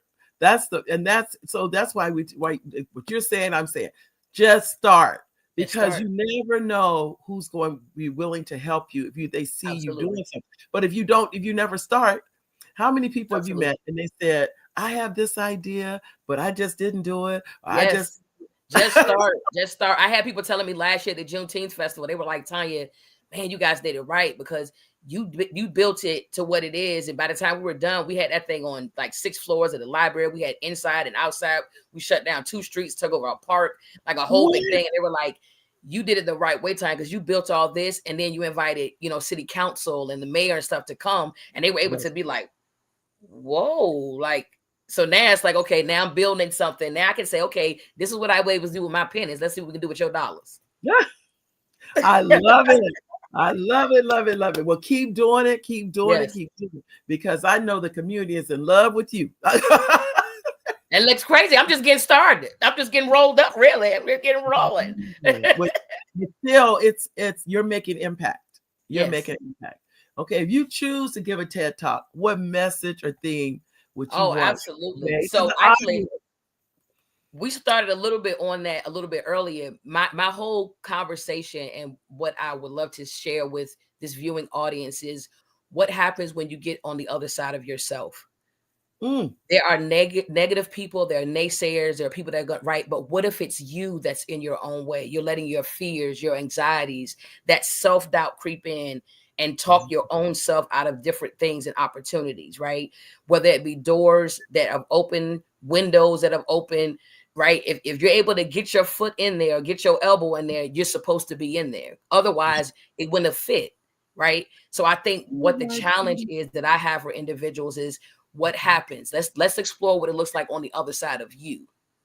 Because now I'm unlocking what's on the other side of me. And it's I love it over here. On the other side of that. And again, this is coming from someone that's pretty confident, but I had allowed myself to start getting caught up and waiting for people to give me opportunity when I forgot the reason why I started TRS Productions and TRS Kids was to be the platform for others to stand on. If I build it, they'll come. I'm gonna bring 15 people with me, and then they'll bring 15 with them, right? And that's impact. But I had to get out of my own way. I had to realize the reason why I'm in this room, just like I said with that business conference, I'm in the same room like everyone else. And so when they're joking about having a $50,000 budget that yields no results in marketing, and they're like, "Oh, it happens," I'm sitting in the room trying not to like let everybody know that that's not me. That's not me, right? Like not looking around too hot, right? But what I realized by the end of that day was that, Tanya, you're in rooms with people having conversations about losing $50,000 for one budget and not batting an eye. So what I had to do was realize I need to get in that space and get comfortable with those numbers. So then when I'm going for a grant or a loan or whatever that is for what I'm doing in the community, and they say $20,000, oh, I don't bat an eye. Yeah. Well, and you're good, like you said, because you're growing to where that's not going to even be the 50,000 won't even be an issue. It's you're growing bigger and bigger and bigger. Because when you hear those numbers and you don't see them bat an eye, there's more money behind that. Yes. I was Irving Magic Johnson was the keynote speaker. So I'm sitting in the room with the Irving Magic Johnson, who owns multiple businesses. And I was like, all right, got my notepad, buckle up. Because again, I'm in the space, I'm in the room. So the challenge is what's on the other side of you. Let's look on the other side of yourself to see what, and let's tap in there. Oh my God, I'm listening to you because I just received an email yesterday. And it was from a producer, and I know her, and it was that who I'm casting for a movie, who wants to be in a movie. And I said, I do. Let me just tell you now, I have no clue what that means. I just it's said right. that. I do. That same conference, Daryl Stinson, who's done many TED Talks, said, has anybody ever heard of TED Talk? And I said, I'm going to be on there one day, boldly. Yes. Oh, why not? Okay. I think. I look forward to your announcement about the movie. Oh, well, yeah. I didn't have got a part. She just asked who was interested. And I just I said, throw your name in the hat. That's right. You don't know. I don't even know what the part is. I have no clue. But I said the energy it takes to even do that. It says, you know what? I'm willing to go out here and try. Absolutely. I have a granddaughter that's an actress, and she tells me, she goes, Nana, you can act. I said, really? She goes, well, you act every day. You act like you're married to Papa. That's I love it. Look, step out there in Facebook. Even with me, like I said, just get started. I have a domestic violence production we've done on campus at Old Dominion University a few times, and I've also done it out in the community because, again, I love taking real subject matter and taking that to the community so we can have that real conversation, gun violence awareness and things like that. And with this domestic violence piece, I said I want to do it one more time on stage in October, and I'm going to start working on the screenplay because women are getting out of that situation, and men have been coming to me saying, hey, Tanya, I need you to write that part too. That's our side of it as well. So I've been pushing myself on that writing side of, when the guys are going through that domestic violence situation, but I'm pushing myself to write a screenplay so that we can make it into a movie in 2026. So again, just get started. Just start. Just try. I'll figure it out. How do you think your personal experiences and journey in the arts can inspire others facing similar challenges? I think exactly what I was just saying as far as just stepping out there and going for it. I'm an all-in kind of person. I'm pretty subdued today. I've got a little sparkle, but not much. But usually there's some sequins or some glitter bedazzling or something going on. I kept it a little subdued for the business today. But I think, again, the advice is to go for it. Go full-fledged for it. Because even when I'm telling different individuals that I'm working with, I don't like to tell people that I teach acting. I don't teach acting because I feel like you become that person. When you become that person, that real reactions of that person is going to shine through. So if that calls for tears or it calls for laughter or whatever that is, when you come outside of yourself and become that person, whatever naturally comes, you're open to that and it's going to flow accordingly. So, be bold, walk in that thing. Now you're a writer, obviously, a director. Are you a director also? Yes. Okay, I had a feeling. So you're a writer, you're a playwright, a screenwriter, director, executive producer. I'm just going to yes, community uplifter, game changer. I tell people I'm a TRS builder. I am just, when I tell you, I gotta go like this. I gotta bow down because you are out here. You're not talking about it happening. You're making it happen. Yeah. There is no amount of money that anybody can pay you for what you're doing. There is no money. I mean, because it all is out of love. Yeah. It is out of love. It's impact. When I see them kids, and like that's how I gauge too. Like when I'm having an event and I'm watching 3 different generations of people laughing and playing together, it's absolutely amazing. Yeah. I think that entire piece of being able to continue to put things out there in the community, to be able to really strive for everything that I would love to do to make that impact in the community. Even being a part of the pitch competition, SCORE had a 60th anniversary and they had over 2,000 applicants to be a part of that. And literally, I was able to make the finalist, which is insane out of so many people. But I'm so honored for the opportunity to pitch, to tell people more about the business. Because I think, again, it is an opportunity for individuals to tap in with what we're doing, to make donations, to get tapped in with us. So we have our trskids.com and TRS Productions with an S.org. So we're able to also, again, provide wonderful community events. March the 7th, we've got our show coming up. Hey, Miss Mary, I kept right on rolling. Yeah, that's because you're a professional. That's there you go. The show must go on. I'm just saying. I was like, all right, plug, pitch, hello. I do want to give the audience a chance to get in contact with you. So we want to get your contact information and give that to them so they can support you. And let's see, you want to give your number? Absolutely.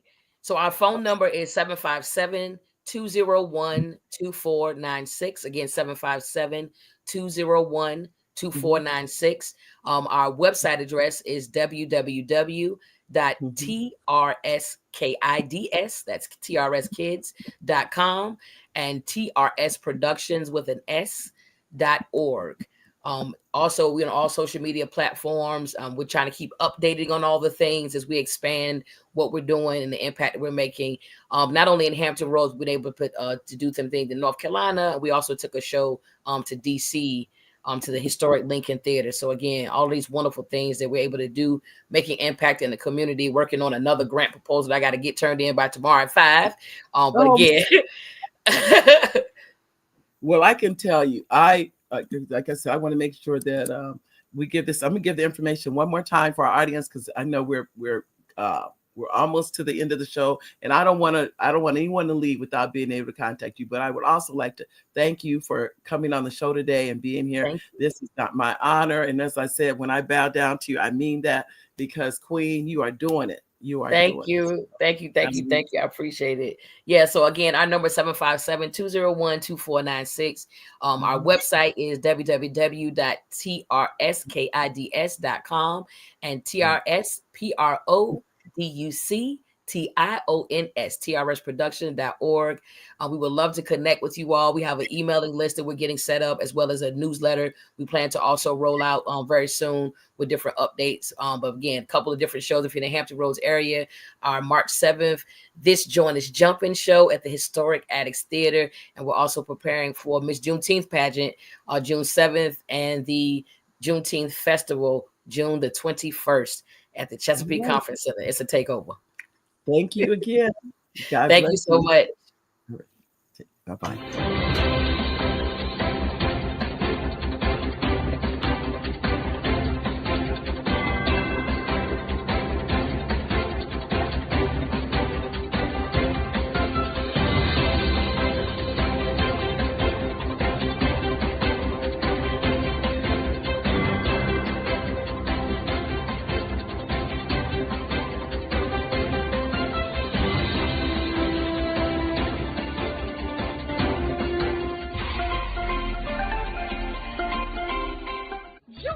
Dr. Eric Kelly III and a host of phenomenal speakers from all around the globe for this 7-day virtual event that you don't want to miss. The mission of the Black Business Expo is to raise scholarship money from kids all the way from high school, all the way from college. The Black Business Olympics is one of the largest Black business showcases in the world. It is an opportunity for businesses and companies to showcase their businesses globally. We are going to be giving away laptops up to $5,000 away to students. Again, I'm Olivia Appleberry, the founder of 2 Cents Finance and one of the speakers for the expo. I am so excited to see you there. For more info, go to www.blackbusinessexpousa.com or call 919-308-9090 and hope to see you there. I am Black Business. From the moment I wake until the time I sleep. Yes, I am Black Business. I am Black Business. Tell me, are you Black Business? I am Black Business. Do you support Black businesses? Listen, I support Black business because I am Black Business. Black Business Expo, one of the largest business showcases in the history of Black business in the world. The world! Sign up today at www.blackbusinessexpousa.com or call 919-308-9090. I am Black Business. I am Black Business. From the moment I wake until the time I sleep, I am Black Business. I am Black Business. Are you Black Business? I am Black Business. Do you support Black businesses? I support Black business because I am Black Business. Black Business Expo, one of the largest business showcases in the history of Black America in North Carolina. Join Dr. Eric Kelly III and a host of phenomenal speakers from all around the globe for this 7-day virtual event that you don't want to miss. The mission of the Black Business Expo is to raise scholarship money from kids all the way from high school, all the way from college. The Black Business Olympics is one of the largest Black business showcases in the world. It is an opportunity for businesses and companies to showcase their businesses globally. We are going to be giving away laptops up to $5,000 away to students. Again, I'm Olivia Appleberry, the founder of 2 Cents Finance and one of the speakers for the expo. I am so excited to see you there. For more info, go to www.blackbusinessexpousa.com or call 919-308-9090 and hope to see you there. I am Black business. From the moment I wake until the time I sleep. Yes, I am Black business. I am Black business. Tell me, are you Black business?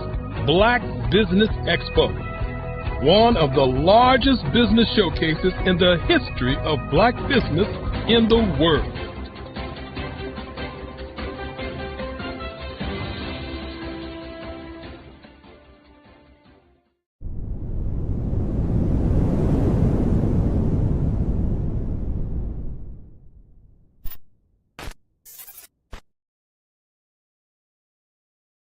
You are a Black-owned business and you're looking for new ways to expand your reach. Or you're a creative and you have an amazing story that needs to be told, seen, and heard. Well, at Fave Unite TV, we're streaming the diverse and authentic narratives of Black American culture. At Fave Unite TV, you have access to product placement, feedback loops, promotional spotlights, and other ways to showcase your brand. And we have fans all around the world that can't wait to see what you're up to. So come to Fave Unite TV because we are showcasing the culture 24/7 with Black stories and Black storytellers. Subscribe to FaveUniteTV.com today. And for more information, email us at info@FaveUniteTV.com or call our hotline at 816-819-9939. Fave Unite TV, one of the largest platforms showcasing Black American content in. Absolutely. So our coaching program help people that have the lack of time, that lack strategies, and lack the confidence to go after their dream life. So we help them implement tools. We help them implement, I love to leave the inherited lack of finances or the education behind finances. But it wasn't until I lost my firstborn, my only son, that life changed for me. And where I was going after it all, living the corporate life, hit my 6-figure income, and living in my dream house with my dream man, driving my dream car. Wow. I nearly lost it all when I lost my son. And so I realized it only takes one financial catastrophe that can change your entire life. That's what made me start All New Beginnings. Because no matter what's going on in life, there's a new beginning. And because of that, we develop a program called Wise Minded. My little slogan is, don't just dream it, let's live it. If they want to connect with you or work with you, what is the best ways for them to be able to do that? Well, for my social media guru, you can connect with me on every single social media platform as Tanya T. Wallace.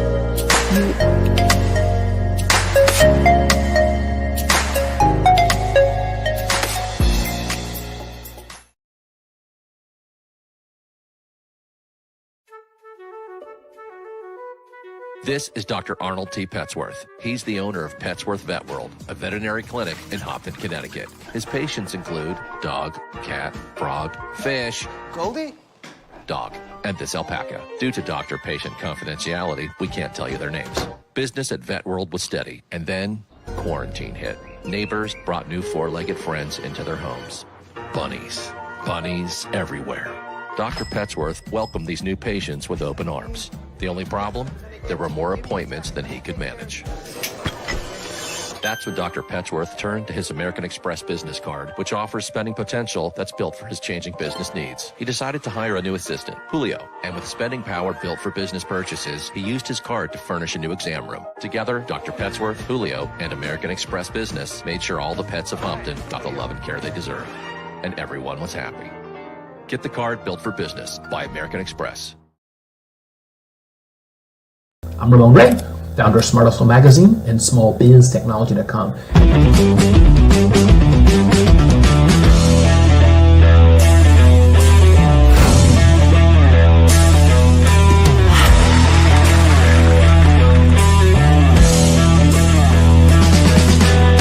you're here today to celebrate small business success. Stand up on your feet. You rocked the house. It was amazing. Didn't we learn? For me, success comes from failure.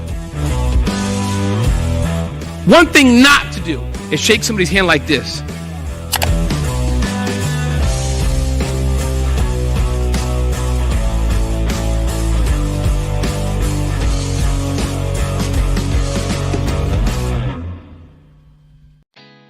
Did you know women represent just 3% of Fortune 500 CEOs and less than 15% of corporate executives at top companies worldwide?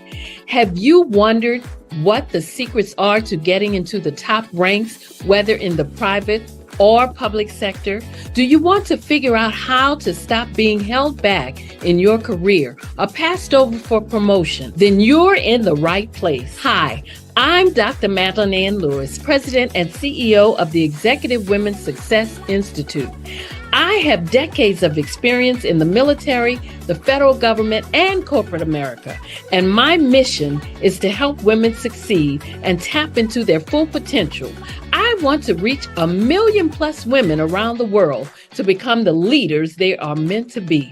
So if you want to move into a management or executive level position, or maybe you are a female veteran transitioning out of the military into business entrepreneurship, then reach out to the Executive Women's Success Institute at 301-693-3284. Let us get you on the fast track to success.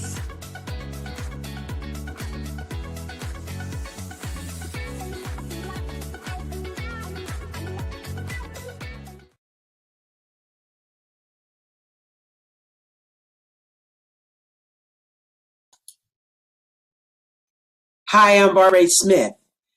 Genius is common. My genius is executive coaching and professional corporate training.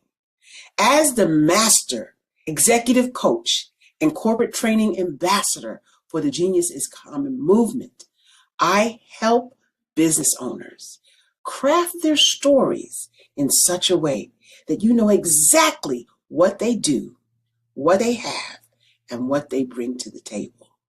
Many times as business owners, we are asked, so what do you do for a living? And we could be crushing in our businesses, but we're not quite sure exactly what to say in a short amount of time. Well, I help you take those stories that are the reason why you're in business and why you're so passionate about your business and craft them in such a way that people are drawn to you as opposed to being repelled by you. Because every conversation, every time you talk to someone about your business, you are excited about it. But are you really conveying what you do, what you have, and what you bring to the table? And do really people understand why you care so much and why they should care that you have the solution to their problem? Well, I'm here to help you with that. As a master storyteller, I can help you with your stories and spin them in such a way that they are intriguing and fascinating. People want to listen to you talk about your business.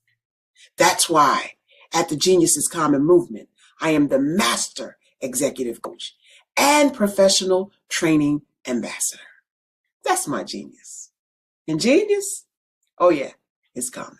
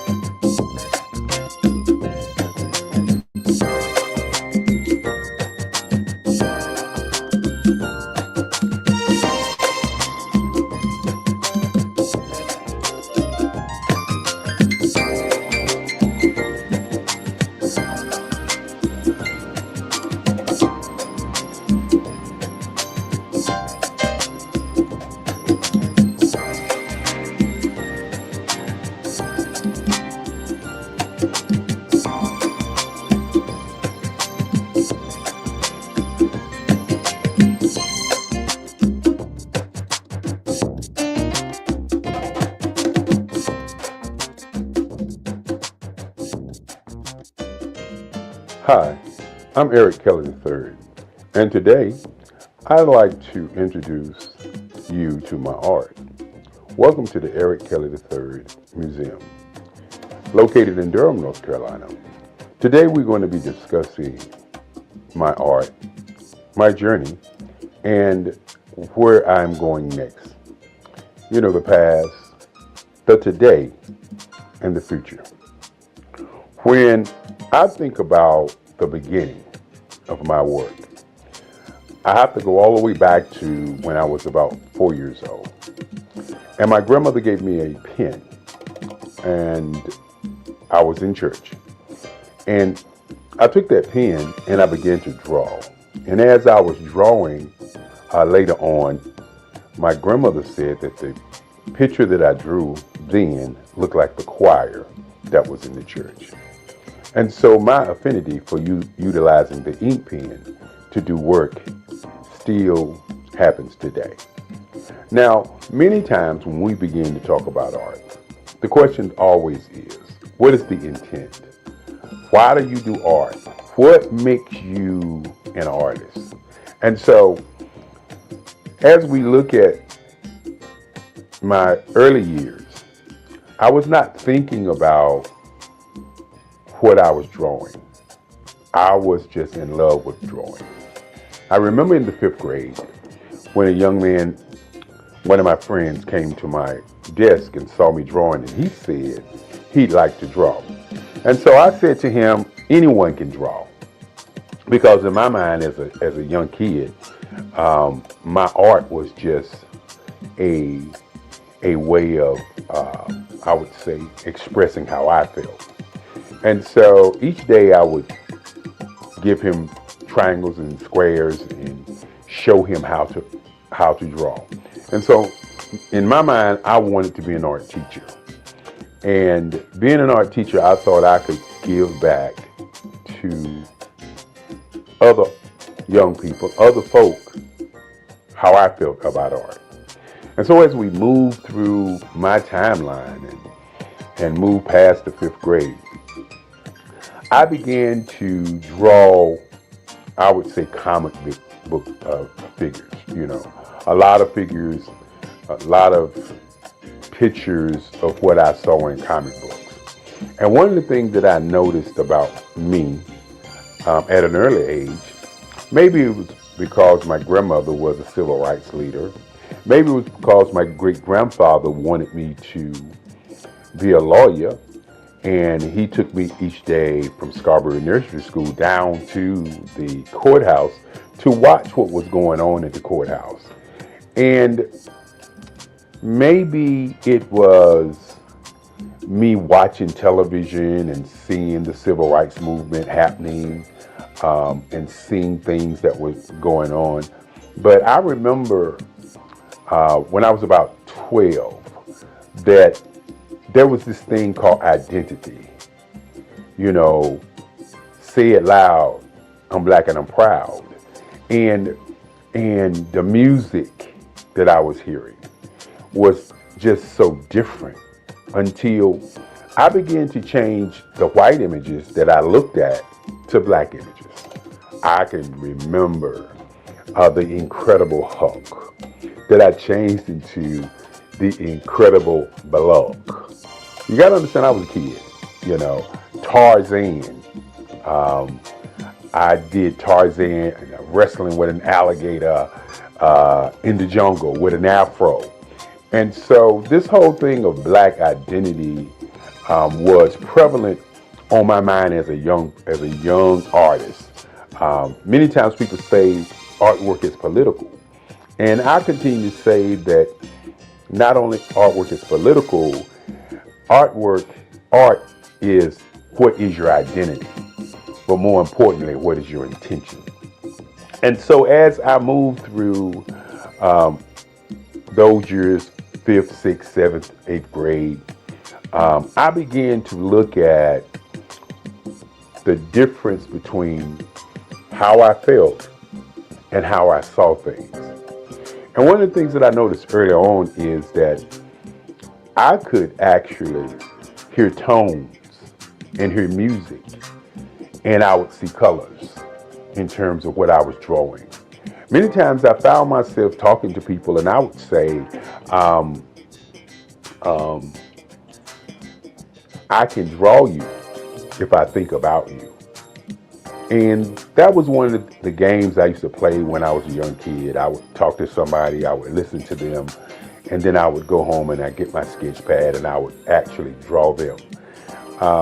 Many times when I was coming up, I used to tell people that if you talk about what you want, I could draw some lines, and then I can go and create that particular object. Intention, identity, and color was very prevalent in my work at an early age. I remember my first paper mache dog that I did. It was white. And my teacher kept the paper mache dog.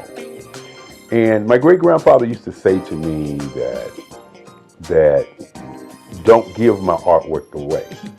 And so he said, only sell to collectors. And so at 7 years old, he started a museum for me called the Eric Kelly III Museum that would house my artwork in his house, along his halls, and house my writings. I'm also a poet. I do poetry, 3 portrait CDs that I've done in the past, along with some more interesting writing. My work, again, as I said before, is about identity and intention. When you think about colors, and we will see some of those pieces later on, but the colors and portraiture that I've moved into, very, very important. Initially, I was doing a lot of figuration, and that figuration was a lot of history pieces. Now, fortunately for many artists, they have what I would say, some guidance, some leadership. When I was growing up, once I got to the 12th grade, 3 of my teachers, Sandra Dowd, Miss Corbett, and Miss Cousins, pulled me into the teacher's lounge. And my art teacher, Sandra Dowd, said to me that I was cheating the world because I was not doing enough art. And she said each day that she give out a project, that I would come in the day of the project and do the best piece in the school. And I used to think about that because I wasn't really aware in terms of my art. I just was doing art. And so my English teacher said that, well, this year you're not going to graduate. And my history teacher says, that is correct, you're not going to graduate.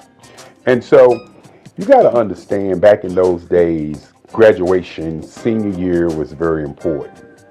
And so what I did was I said to them, y'all can't do that. And they said, yes, we can, because we control your grades.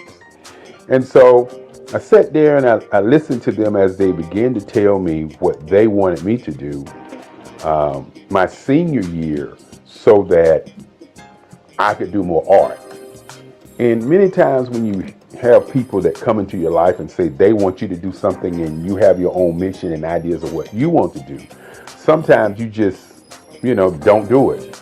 But in those days, I was the guy who was very popular in high school. So I thought to myself, this is only a challenge. And so each morning, I would draw for my English class, the Macbeth, the Odyssey.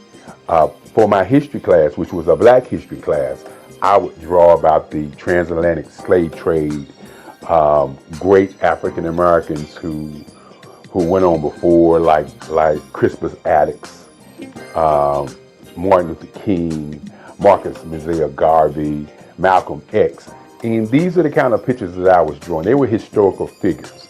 And I found myself doing the work late at night and bringing those pieces to high school and give them to the teachers the day of. And I think those teachers thought that by me doing the work that I was doing, that I was giving the work to them.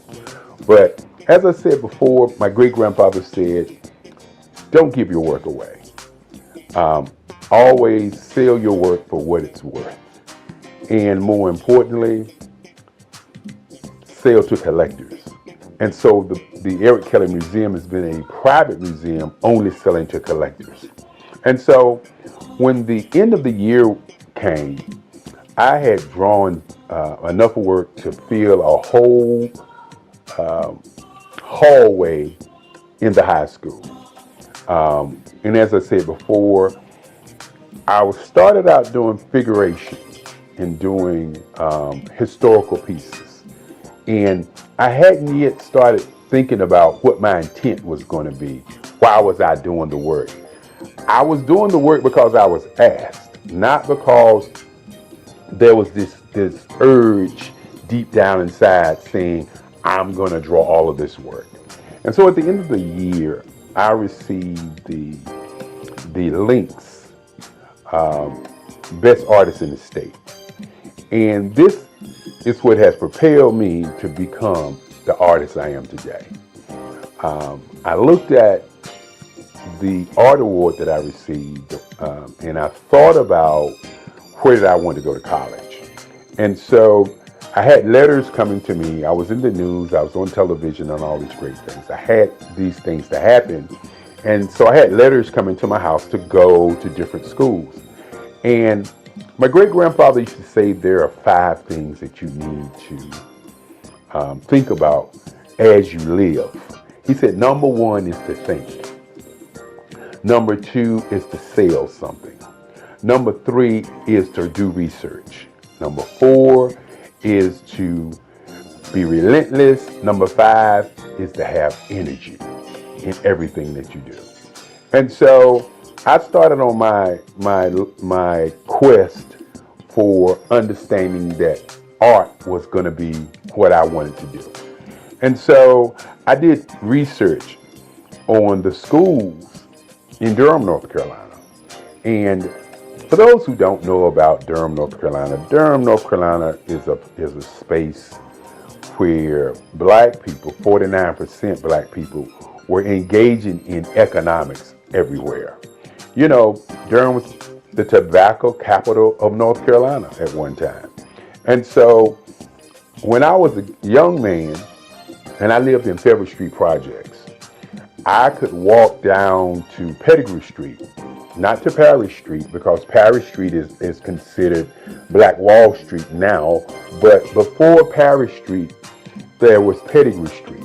And on Pettigrew Street was Service Printing, black men owned it, the Regal Theater, black men owned it, the Barber Shop, WAFR, and the taxi cabs. And I could see black people doing great things right there on Pettigrew Street. And Pettigrew Street was probably about 4 or 5 blocks from where I stayed. I remember going to the Regal Theater, seeing Hercules and all these movies as a young man. But the thing that really impressed me about Pettigrew Street was I saw black people doing black things. And so as I did my research to see where I was going to go to school, I discovered that North Carolina Central University was one of the top schools with black professors.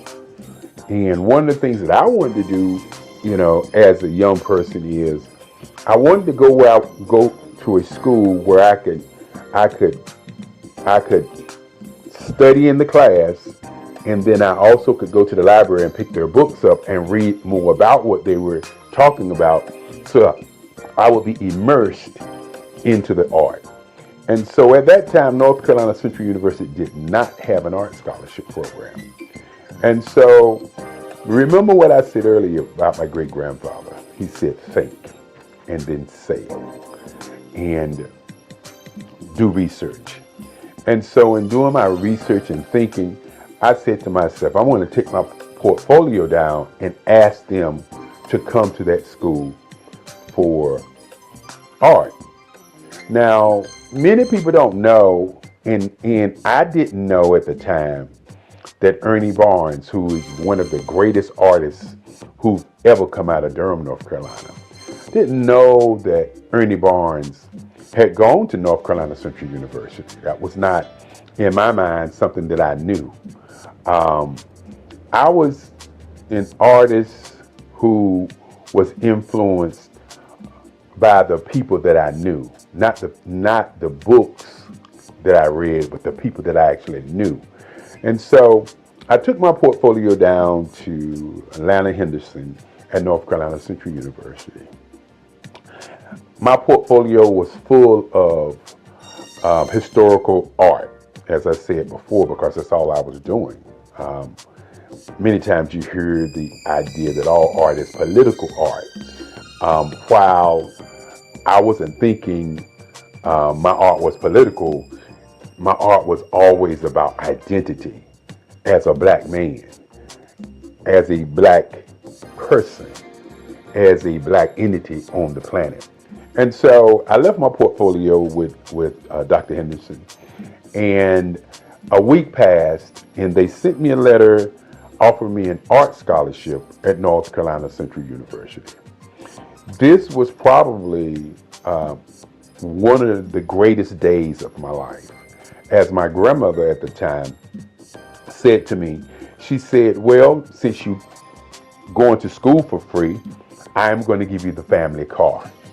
And you know, when you're thinking about your life and how things transpire to get you where you're going, these are the kinds of things that move you to believe in yourself. My grandmother used to say, you can do anything that you want to do. Just stand up for yourself and do it. And so, with that being said, my grandmother gave me the family car, and off to North Carolina Central University I was. And, you know, one of the first heartaches that I would say that I had at North Carolina Central University was the whole I'm on art scholarship. And why I say it was a heartache is because the other students that was in school in those days, they knew I was on art scholarship. I didn't know they knew I was on art scholarship. So when classes began and I was asking the other students about painting, because in high school I had done 3 paintings, hadn't done a lot of painting. As a matter of fact, I was self-taught for my painting. My art teacher, Sandra Dowd, said to me, and I'll never forget it, she said, you're an artist. I don't have to tell you what to do. Just take the paint and put it on the canvas and you will figure it out. And that was my first foray into painting. And I did pretty good. I created an abstract. I created a couple other paintings, and I was doing pastels at the time. And pastels was my first love after pencil and ink pen. And so what I did was I utilized my pastel skills as a way of painting. So when you actually see some of my painting, it looks like pastels, because that's how I mix, that's how I match my colors, that's how I draw, that's how I utilize my line work on my paintings, just like pastels. And we'll get an opportunity to see some of those things as we move forward. And so as I got to college, I won't ever forget, I was asking a young lady how to paint. And she said, you got an art scholarship, you ought to know how to paint. And this was a heartbreaker for me, because I came from a background of people helping people to get to where they go. And so with that in mind, in terms of how I was raised, I was never raised to say to people, I can't help you, I'm not going to help you, you got something, so go do what you do. And so this was a daunting task for me, because I was looking at seniors doing artwork, and I was expected at that moment to be able to do work just as well as the seniors were able to do the work, because in their minds, I had an art scholarship, and that art scholarship meant that I had some magical powers, some great art in me that they didn't have. And so I was very, very depressed on that day. I remember it like it was yesterday, because what I did was, as they laughed at me, as they looked at me with those eyes of, you know, I don't know why you got an art scholarship if you can't paint kind of feeling, I just walked out of the classroom, got into my car, and I drove home. And I sat in my house, in my grandmother's house. I sat there and I just thought, why am I going to college? Do I want to go back to college? Do I want to continue this thing called art? I wasn't sure. I just sat there and sat there and sat there. And then in the back of my mind, I could hear Sandra Dowd saying, you know, you're an artist. All you got to do is put the paint on the board and work it out. I could hear Miss Corbett saying, when I brought her the pieces of artwork, oh, this is great. I'm going to be able to talk about Macbeth today, and we're going to utilize these pieces. I could hear in the back of my mind Miss Cousin saying, when you look at Eric Kelly, he looks dumb. But when he opens his mouth, he is brilliant. He holds class from one side of the classroom while we are doing class, and he can answer all the questions about history. And I could hear these things in my mind while I was sitting there thinking, do I even want to go back? I tell people all the time that peer pressure is a major pressure on many people if they can't handle it. Fortunately for me, my great-grandfather, my grandmother, and my moms always said to me, you can do whatever you want to do. Listen to what you want to do first and follow your dream. And so my art class was on Monday, Wednesday, and Friday. And my class that I went to was on a Monday. On Tuesday, I didn't go to art class. Wednesday, I didn't go to art class. So on Thursday, I decided that I'm going to go over there to North Carolina Central, and I was going to paint. Now, you got to understand, as a young kid, a young black man, when you're thinking about your identity, you're thinking about what you want to do, and people are pressing against you and doubting who you are and really identifying and seeing who you are. You gotta understand, you're not the guy that I am today. You are a young man who has fear, a young man who's uncertain, a young man who is asking the question, why am I here? And so on that Thursday, I went to the art department at 4:00 when I knew most of the students were not there. And I went to my board and I pulled out my paints and I started painting. And I just kept painting. And I just kept painting. And I continued to paint. I was working it out, trying to figure out what in the world was I doing. And I remember when I got to the art department and I thought about what I wanted to paint. And I painted a piece that if people saw it today, they probably would say that it's racist. If people saw it today, they would probably say, what was he thinking? What was his intent? But I had done a piece in history, in Black history class, of a slave being hung. And it showed a plantation owner grabbing the slave in his hair, getting ready to put the slave into a rope. The name of the picture was I Didn't Do It. And the picture was about a slave who witnessed something that happened and told other people on the plantation, and then the master decided to hang him for talking about it. And in this piece also has the Ku Klux Klan in the back, the fiery cross in the back, and all of that crazy stuff I was doing back in that day. And I began to paint that picture.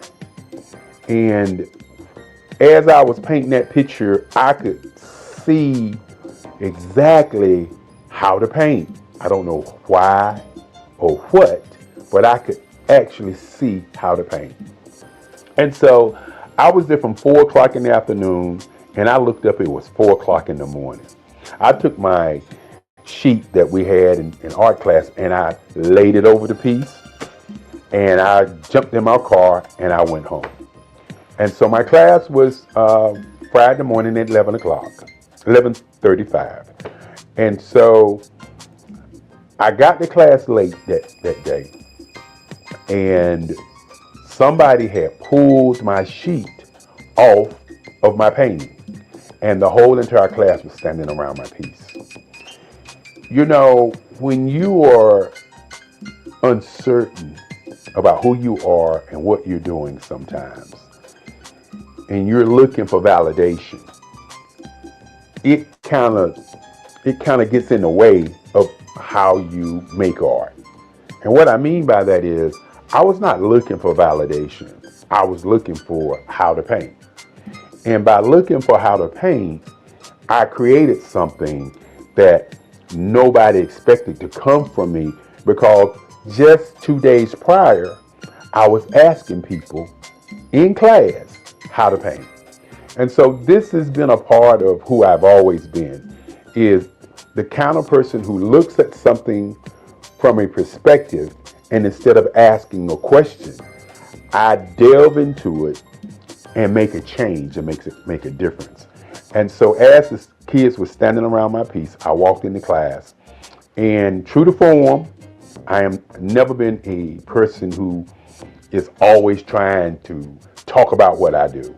As my great-grandfather used to say, great people are not people who are walking around talking about being great. They're doing great things.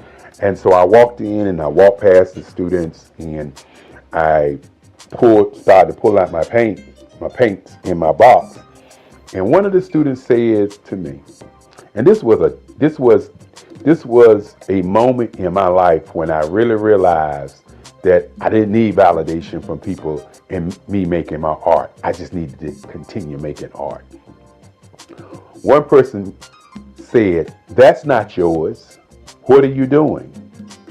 And I turned and I looked at the student, most of us seniors, and I said, "It is mine." I said to them, I worked on it from 4 o'clock until 4 o'clock yesterday morning.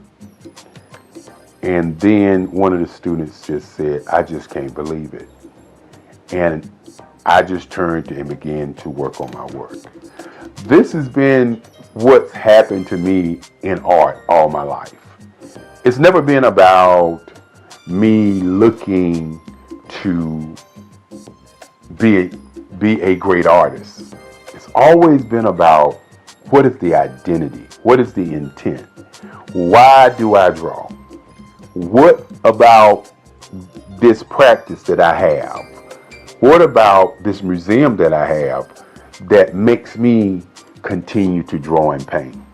And so in college, it was very, very interesting after that time as I created my first piece. And then all of a sudden, the other students start asking me questions about how I did it. And that was more important to me than anything else. Not that I did it, but being asked how. And as I said before, I utilize my artwork or utilize my painting as I was doing pastels. Pastels was my first love. And once I got to college, I had to begin to think about what my identity, what I was going to do in art. Was I going to be doing figuration? Was I going to be doing scenes? What was I really going to do? And I remember Carlisle, who was one of my teachers. And Mr. Carlisle, I remember Mr. Carlisle. And Mr. Carlisle was a teacher, an art teacher, who said to me, he liked the way I was doing large pieces. And that large pieces was something different from what the other students were doing. And so what I decided to do was to try to figure out what kind of artist I wanted to be. You know, I opened up talking about identity and intention. And I'm going to talk about power and color and emotions later. But what kind of artist was I going to be? And so Mr. Carlisle and Kennedy and some of the other teachers decided that they were going to take us art students to Washington, D.C. And taking us to Washington, D.C. to a art show by an art show curated called 200 Years of African American Art. And you have to understand that in those days, the information that we got was just so powerful. It was not information that we didn't look at the information, but we looked at the information and worked on analyzing why it existed. And so had an opportunity to go to Washington, D.C. There was over 85 pieces of artwork by different artists from all over the world. And that's when I first saw Aaron Douglas. I had known about Romare Bearden. I had known about Ernie Barnes because Ernie Barnes came from Durham, North Carolina. And I knew about Ernie Barnes because of Good Times. And I knew about Ernie Barnes because he went to Hillside, that same high school that I went to. And many times when we were drawing as young kids, we would always get, you try and draw like Ernie Barnes. That's Ernie Barnes. That kind of like Ernie Barnes. And so my mind was like, I didn't want to be a copy or a duplicate of any other artist, but I wanted to know what these other artists were doing and who they were. And then I ran across a man by the name of Charles White. And this is where my entire existence was shook. Because I believe that art is the expression of how one feels. And we walked into this big room. And on this room was a mural. And this mural looked like I drew it. It looked like my work. Mr. Carlisle said it. Mr. Kennedy said it. And I was looking at it and I was like, how can this be? How can this man's work be like my work? And who in the world is Charles White? And so this was a journey to kind of discover who he was, why he drew the way that he drew, what was the political part of the kind of art that he was doing. And more importantly, in those days, some artists was doing something that they call today super realism. And that's what Charles was doing. Charles was drawing these pieces with asymmetrical lines, and the line work was just so awesome. And so after discovering Charles White, I began to study Charles White. And of course, I was always studying Ernie Barnes. And so I had to figure out what I was going to put in the art canon. Was I going to continue to draw these kinds of pieces like the Charles Whites? Was I going to continue to draw the pieces like Ernie Barnes? And so I talk about intention and identity and what my work really represents. And what I say to many people, that my work represents world peace. That's what my work represents. the colors that I use, the line work that I use. I'll share with you a little bit later some of the pieces and some of the line work that I do. But my work is about bringing people together, having them to see each other without seeing black or seeing white, without seeing color. I decided that I would do portraits, instead of doing themed pictures. Now, I still do theme and scene work also, but I decided that I would do portraiture, that I would do portraits, and that I would take colors and use them as emotional tones. Many times I sit down and then I hear music and I see colors. I hear people having conversations, I see colors. And so I decided that doing portraits of people and how they feel and how they look would be an impact on how people feel.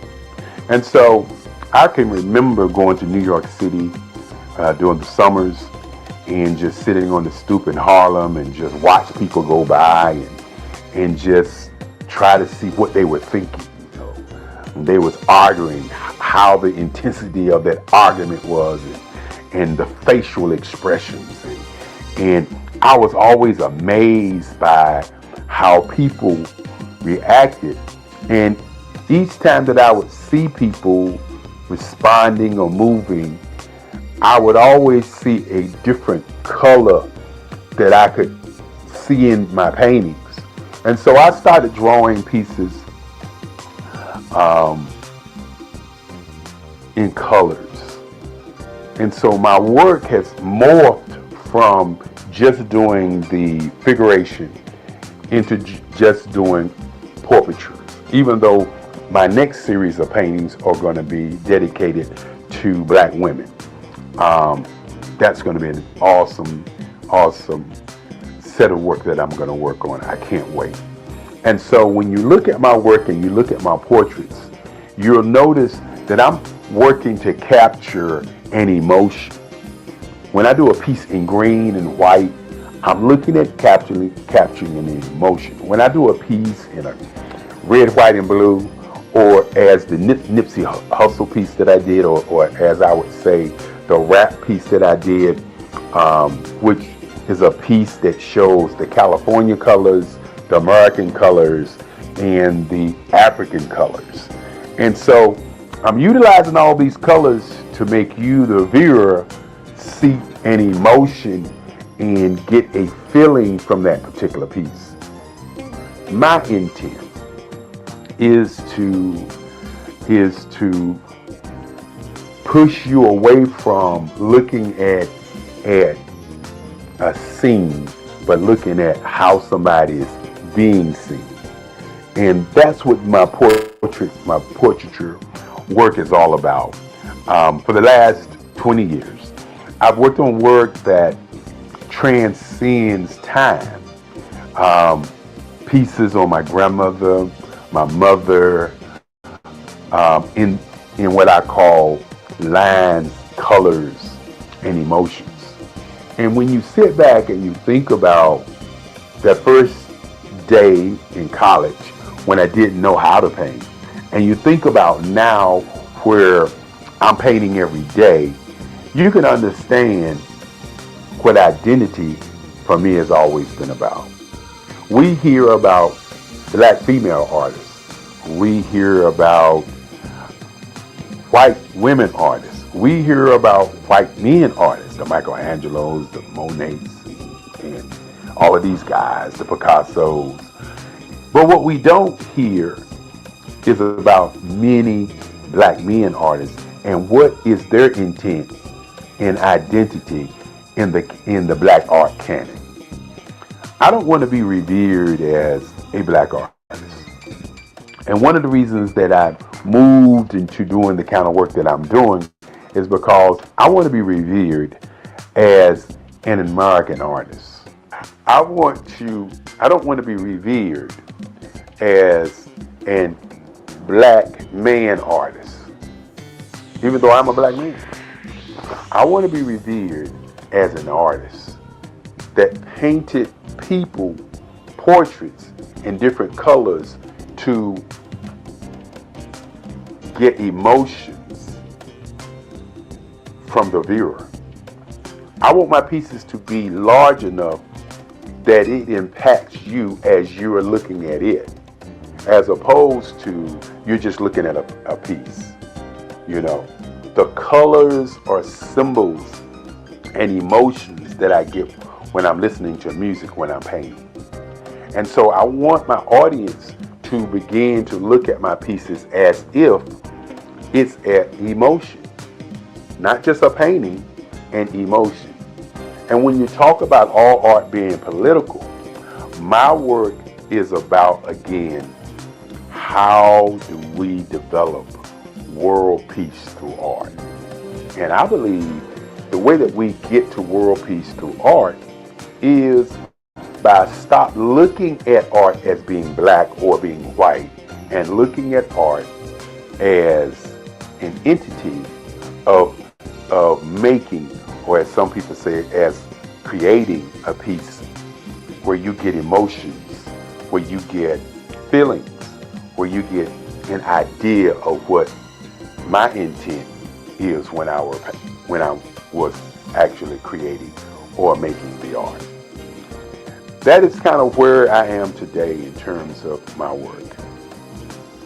When you think about my great-grandfather, so many years ago when I was 7 years old, walking into my bedroom saying that he wanted me to be a lawyer, and he asked me what did I want to be, and I said I wanted to be an artist. And at that moment, he made a decision to create for me the Eric Kelly III Museum. After we went to look at museums to see what they were about, you have to understand that the future of what I would like to see happen is museums for artists who have been marginalized, for people who we don't talk about. Why is there not an Ernie Barnes Museum in Durham, North Carolina? Why is there not a Bearden Museum in his hometown? Why is there not a museum for black artists so that our young people can see how they went through the process of how they do work? And so with my museum, it's been kind of a blueprint for these kinds of things. The Eric Kelly Museum houses the collective writings, the collective works of my work for over 65 years. And one of the things that I would like to see happen is many, many more museums for great artists. When you sit back and you talk about Basquiat, for example, great artist, a New York artist, where's his museum? Where's a place or a space for us to go and see his work? I talked about Ernie Barnes, or Charles White, for instance. Where can we go and learn about Charles White? Another gentleman, and I could go on and talk about Kennedy Wiley, who's doing awesome work, Lisa Butler, who's doing awesome work, Mark Bradford, who's doing awesome work. We can go around the country and around the world and see the Van Gogh Museum. We can see the Richard Steele's work, Clifford Steele, work. We can see all of these white artists around the world. Museums. Where are the black museums for our young people to see the greatness of these artists who have gone on before us? You know, I also do photography work, and Gordon Parks was a great photographer. But think about it for a moment. Other than seeing the exhibit of Golden Park's photography, where can you go and study him, the man? One of the reasons that I'm doing this video is because when you look at or talk about artists, many times we have people to narrate what was that artist thinking about, okay? And what was he feeling about what he was doing? And you don't get the conversation from the artist. The artists don't talk about the line work. The artists don't talk about the color. The artists don't talk about how he got to where he is. It's always somebody else talking about how he got there. Van Gogh, for instance, they talk about him cutting off his ear and sending it to somebody. They talk about the Starry Night piece.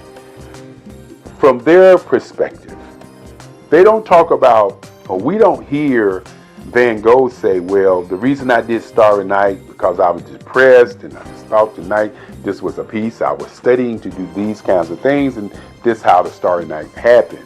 We don't get that story. So you really don't know the intent. And so I want to do a conversation about the intent of my work. My portraits, my lines and my colors are put together in a way to pull from you an emotion of how you feel about people on the planet. My pieces are human landscapes. I want you to look at my work and see the lines as the age of the people who I'm painting. When I talk about sitting in North Carolina on my stoop, or sitting in New York City, or going to Chicago, going to New Orleans, going to California, and going to all these different places and watching people, I want you to understand that I'm watching people to see how they move, how they react, how they respond, what makes them them. And so when you see my work, you may see a piece and say, that looks like this person, or that looks like that person, or that looks like this woman or this man. Well, what I do is I watch people and then I create the feeling that I got from those people. So while my pieces may look like certain folk, in my mind, they are sending out a message of emotion, feelings, and ideas and presence. And that's my intent. My intent is not to just paint pictures and you like them. My intent is to pull something from you deep down. My pieces are spiritual. The lines sometimes remind you of African mask. The lines remind you of lights and darks. The lines remind you of energy, of hope and presence. That's why I do the work that I do. Now, I could easily do figurative work. I could easily do scenes. But I had to ask myself one question. How do I do something that's going to be different, that's going to stand the test of time and say Eric Kelly III was here? And this was his work. This was his style. This is what he was thinking as he did artwork. And so as you look at my work, my earlier pieces, as I said before, were historical pieces, historical places in time.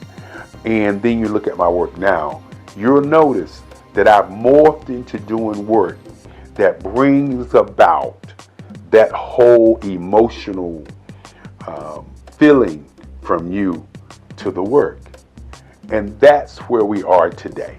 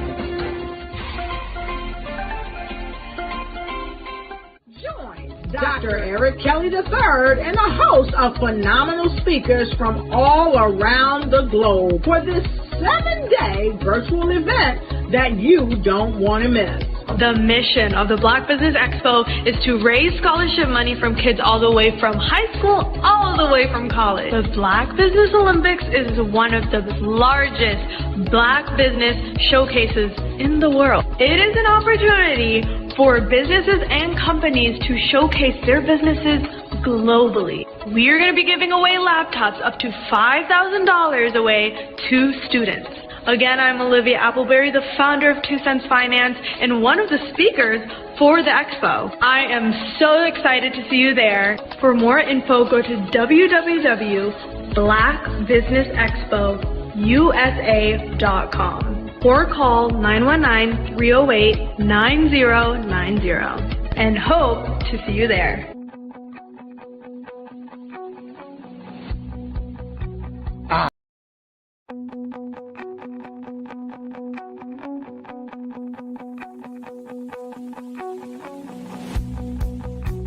I am Black Business. From the moment I wake until the time I sleep. Yes, I am Black Business. I am Black Business. Tell me, are you Black Business? I am Black Business. Do you support Black businesses? Listen, I support Black business because I am Black Business. Black Business Expo, one of the largest business showcases in the history of Black business in the world. The world! Sign up today at www.blackbusinessexpousa.com or call 919-308-9090. I am Black Business.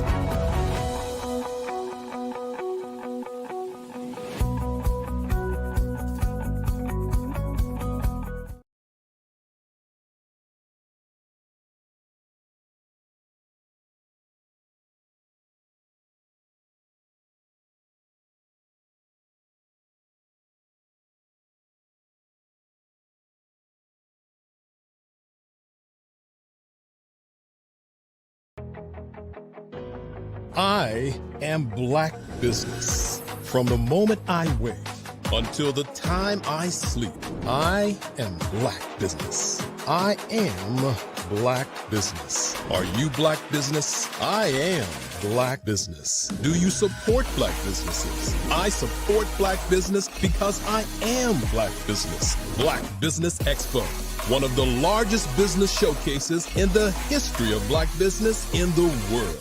Sign up today at www.blackbusinessexpousa.com.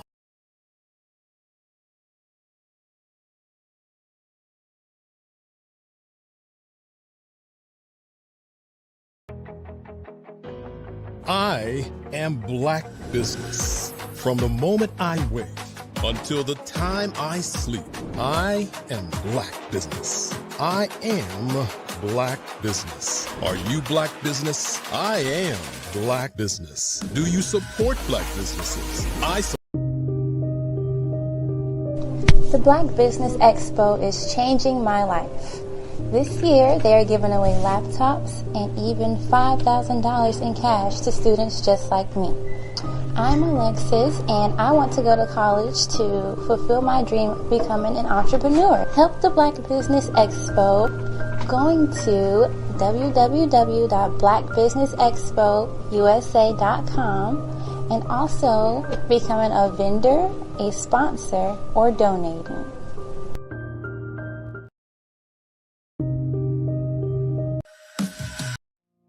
Did you know that approximately 333.34 million businesses exist today, according to a report from 2021? And you may be one of those businesses, or maybe you're not in the business market yet, but you're aspiring to be a business owner. Well, guess what? You're in the right place at the right time. Because let's face it, everything is about timing and opportunity. Hi, my name is Dr. Lotus Richey, and I'm the CEO and founder of the Lotus Richey Coaching and Consulting LLC, along with the Lotus Richey Ignite Show. 15 minutes of success with Dr. Lotus Richey, as well as books to boom your business and bring who you are. And today, I want to bring this amazing message to you about the Black Business Network and the Black Business Olympics. See, the Black Business Network and the Black Business Olympics is designed to help people just like you, that's right, that look like me, to take their business to the next level. Not just in your front yard or your backyard, but globally. The Black Business Network and Black Business Olympics is designed not to just help you survive, but to help you thrive. So join us today as we come together with businesses all around the world to support our students, our children, our young teens, our young entrepreneurs. What we do is we come together to help raise funds for students who are aspiring to be business entrepreneurs, who are aspiring and who are thriving in college. We endow them with a wonderful opportunity to gain scholarship of either a laptop or several thousands of dollars. And we invite you to help be a contributor to this amazing opportunity to help someone that looks just like you. So join us today at our website and let us connect with you and help you ignite and take flight in every area of your life on the Black Business Network and the Black Business Olympics. I'll see you on the other side.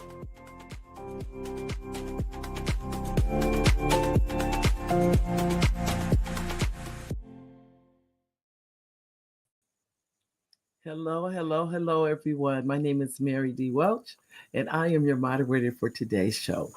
I'd like to introduce you to Paul Lawrence Vann. Paul Lawrence Vann is the founder.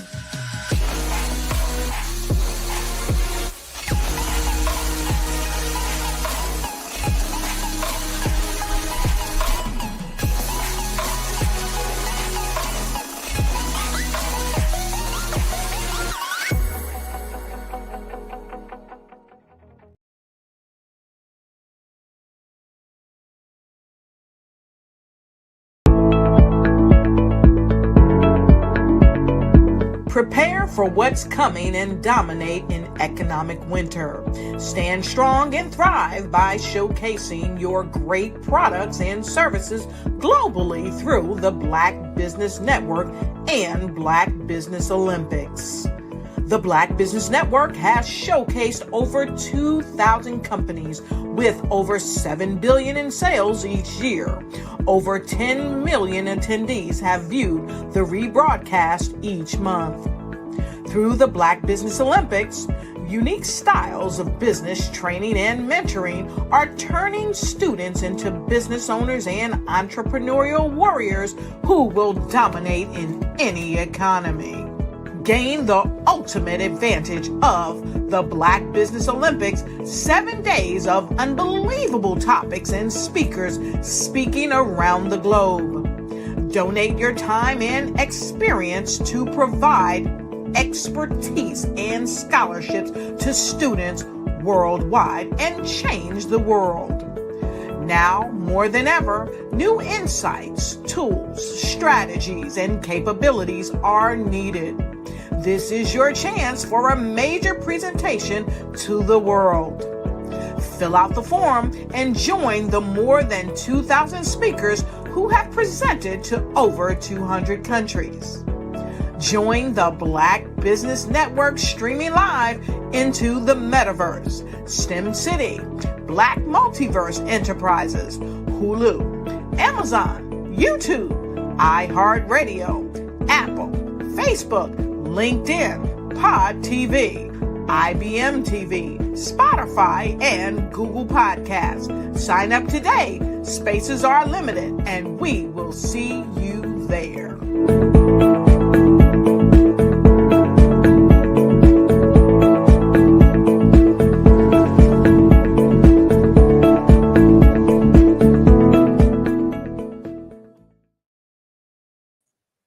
Hello, everyone. My name is Mary D. Welch, and I'm introducing you today to Paul Lawrence Van, who is the founder and the president of Wealth Building Academy, LLC, a professional development consultancy. He served over 20 years in the United States Air Force, including 12 years in the DoD, and Paul was a Capitol Hill Fellow and worked for a member of Congress in the United States House of Representatives.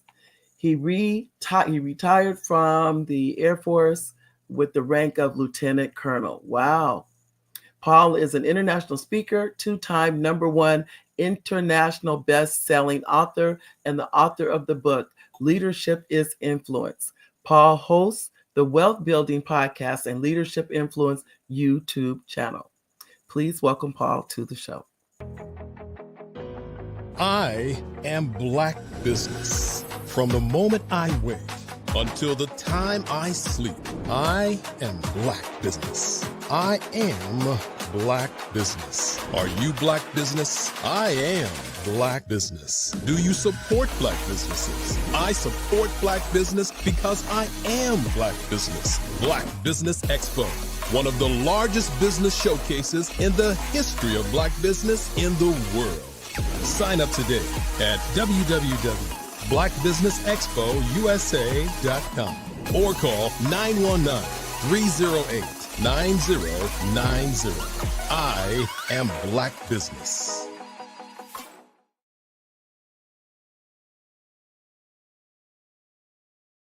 The Black Business Expo's mission is to raise funds for high school seniors going to college or K-12 entrepreneurs. This expo is a fundraiser for students. Please, you may go to www.blackbusinessexpousa.com to donate to the scholarship fund or use the Cash App at $BBXUSA. Our goal is to give laptops and up to $5,000 to 10 students. Students can register online at www.blackbusinessexpousa.com. Every dollar counts. Please donate to the Black Business Expo USA Scholarship Fund.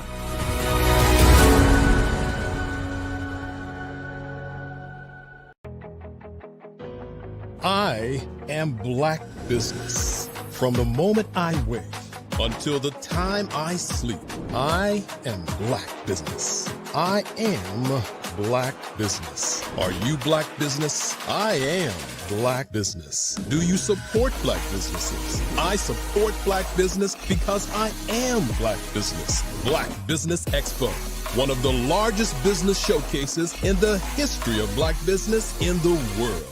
Sign up today at www.blackbusinessexpousa.com or call 919-308-9090. I am Black Business. Good day, business. Oh, not there.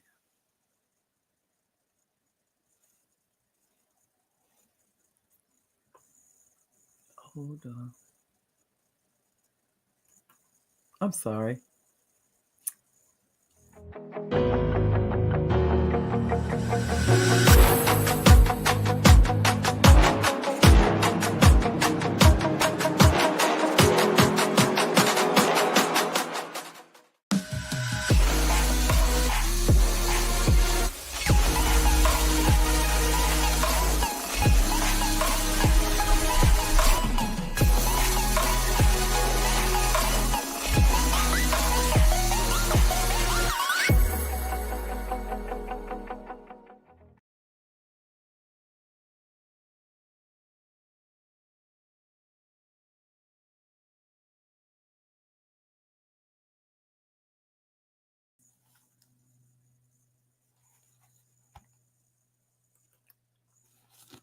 Good day, business owners, entrepreneurs, and thought leaders. And corporations, welcome to the Black Business Network.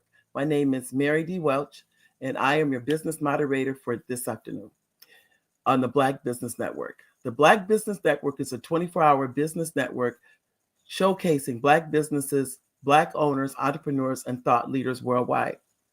We have speakers from North Carolina, London, Singapore, Africa, Japan, and cities all over the United States.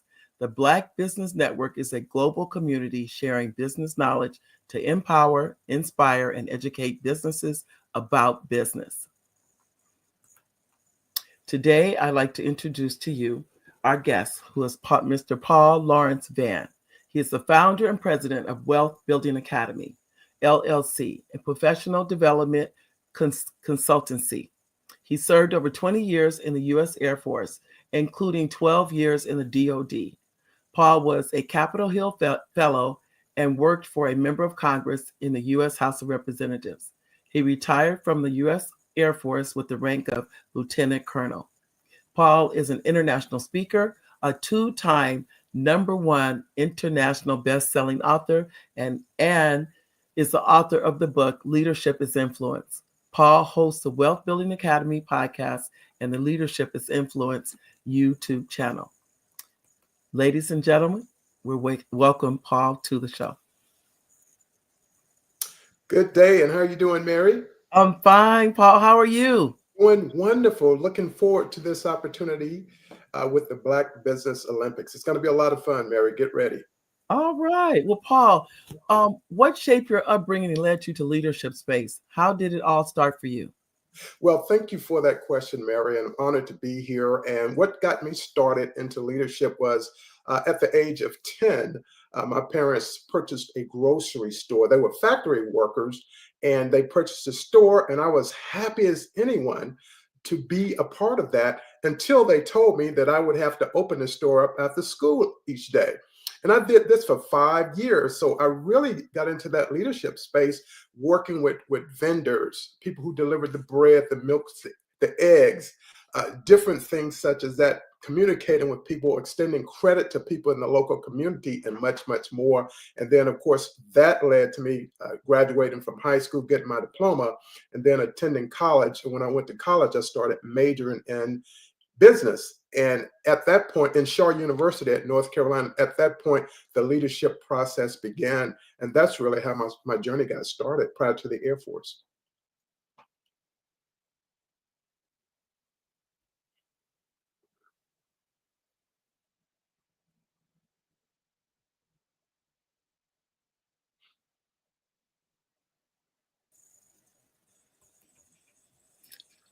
Paul, there you are. Paul? Yes. You're one of 10 children? 10. 5 boys and 5 girls. I'm the oldest son. Wow. So do you have a sister older than you? I have one sister that's older than me, and then we have twins in our family as well. And when you look at it, that in itself was an education, and that in itself depended on and resulted in a lot of leadership too, because us older children in the family of 10 really had to kind of manage the younger children in the family. So it ended up being quite an experience. And what was the first thing that I thought about doing, Mary? It was, I'm not going to have any children. I can believe that, because the older ones take care of the younger ones. Yes, yes, they become the co-parent. You do. Without the all the responsibility, but we try to keep them in line. And it was a great experience, primarily because I learned a lot from them, my younger siblings, and they learned a lot from me. And so it's something that I always keep in mind, is that is really, when you really get down to it, it really gets down to family. And the family is one of the strongest structures and foundations in the world. Yeah. And if you can keep it together, it works. Yeah. And it is I think it's a balancing act. It is. Absolutely, it's a balancing act. But on top of that, you served 20 years in the military. Yes. And it was some of the best times I ever had. I ended up finishing college there, as I mentioned before, at Shaw University in Raleigh, North Carolina. And I was cross-enrolled at North Carolina State University, and they had a Detachment 595 at NC State University there in Raleigh. And on the day I graduated with my business degree, bachelor's in business, I also was commissioned a second lieutenant into the United States Air Force. And what it gave me was foundation, because I knew what I was going to be doing. And I ended up doing that for 20 years and had some of the best times of my life. And one of my particular areas of focus was financing. So budgeting, cost estimating on acquisition programs up into the billions of dollars. Wow. So as a young officer, I would actually have to travel to these corporations to tell the president whether or not we were going to, the president of the corporation, whether or not we were going to accept his contract as a part of their proposal. Wow. And so it was quite a bit of leadership experience and managing people, leading people, but managing things such as aircraft, training, et cetera, with different embassies, et cetera. But what about if you went there and what if you told them they didn't get the contract? How did that go? Well, that actually happened where I took a team of 12 contractors out with me. We evaluated roughly 20 contracts. And so the one that we had selected, we were going out to tell them how they were going to do. So we have to actually visit the site. So we have to look at things such as, do they have the proper personnel in place? Do they have would they operate within the budget, producing the product we need? Would they operate within the schedule? And then would they provide us the data we needed to analyze this throughout the life of the contract? Right. And it got to the point that they started doing things that really was not germane to the contract. And we actually had to cancel that contract for them, about $3 billion. I know my mom used to work for a government contractor. Yes. And I didn't even know what that meant at the time. I didn't know anything really, but I remember her saying that they got the contract for, I want to say 10 years. Yes. I couldn't even imagine how you can get a contract for 10 years. But, yeah. You know. Right. It's that follow-on work that's there. The initial work, it may be a little bit of research and development. Then it's going to be the production, hiring the proper people. For example, you need engineers. And then can we stay within the budget? And why that's so important is because it's the taxpayers' dollars that's on the line.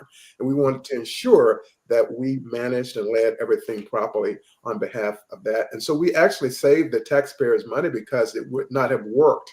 They would not have been able to develop and deliver the product that we needed. Wow. It was a communications problem. So, okay, after 20 years, you retired. And why did you become an entrepreneur? Well, it really goes back to my upbringing, again, at the age of 10 and learning what a business was. At the time, I didn't really enjoy it as much because after school programs were gone. I couldn't play with my friends. That was gone. And so for me, it was coming home, getting my homework done while I was working in the store. And then when I retired from the Air Force, I just decided, well, I want to become a professional speaker. And that's exactly what I did. And so that started me on that entrepreneur path. And then I ended up getting a contract. Here, contracts again. I ended up getting a contract for a 12-city tour that sent me all over Hawaii, Florida, Georgia, North Carolina, all over. And North Carolina, of course, I was glad to go there. And what happened is people started asking me, hey, do you have a book? And at that time, I didn't have one. So I kind of created one, a small little mini book, and got some sponsorship from, FedEx.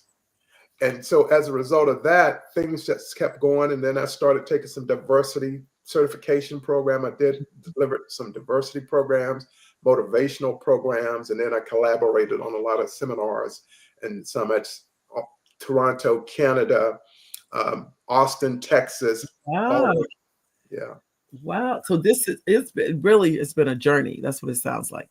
Yes. It was started out as a pilgrimage where I couldn't figure things out at first because even in the times that I was failing is what I thought, because I couldn't get that follow-on lead generation for more speeches. And then I started learning, but from those experiences is when I learned the most.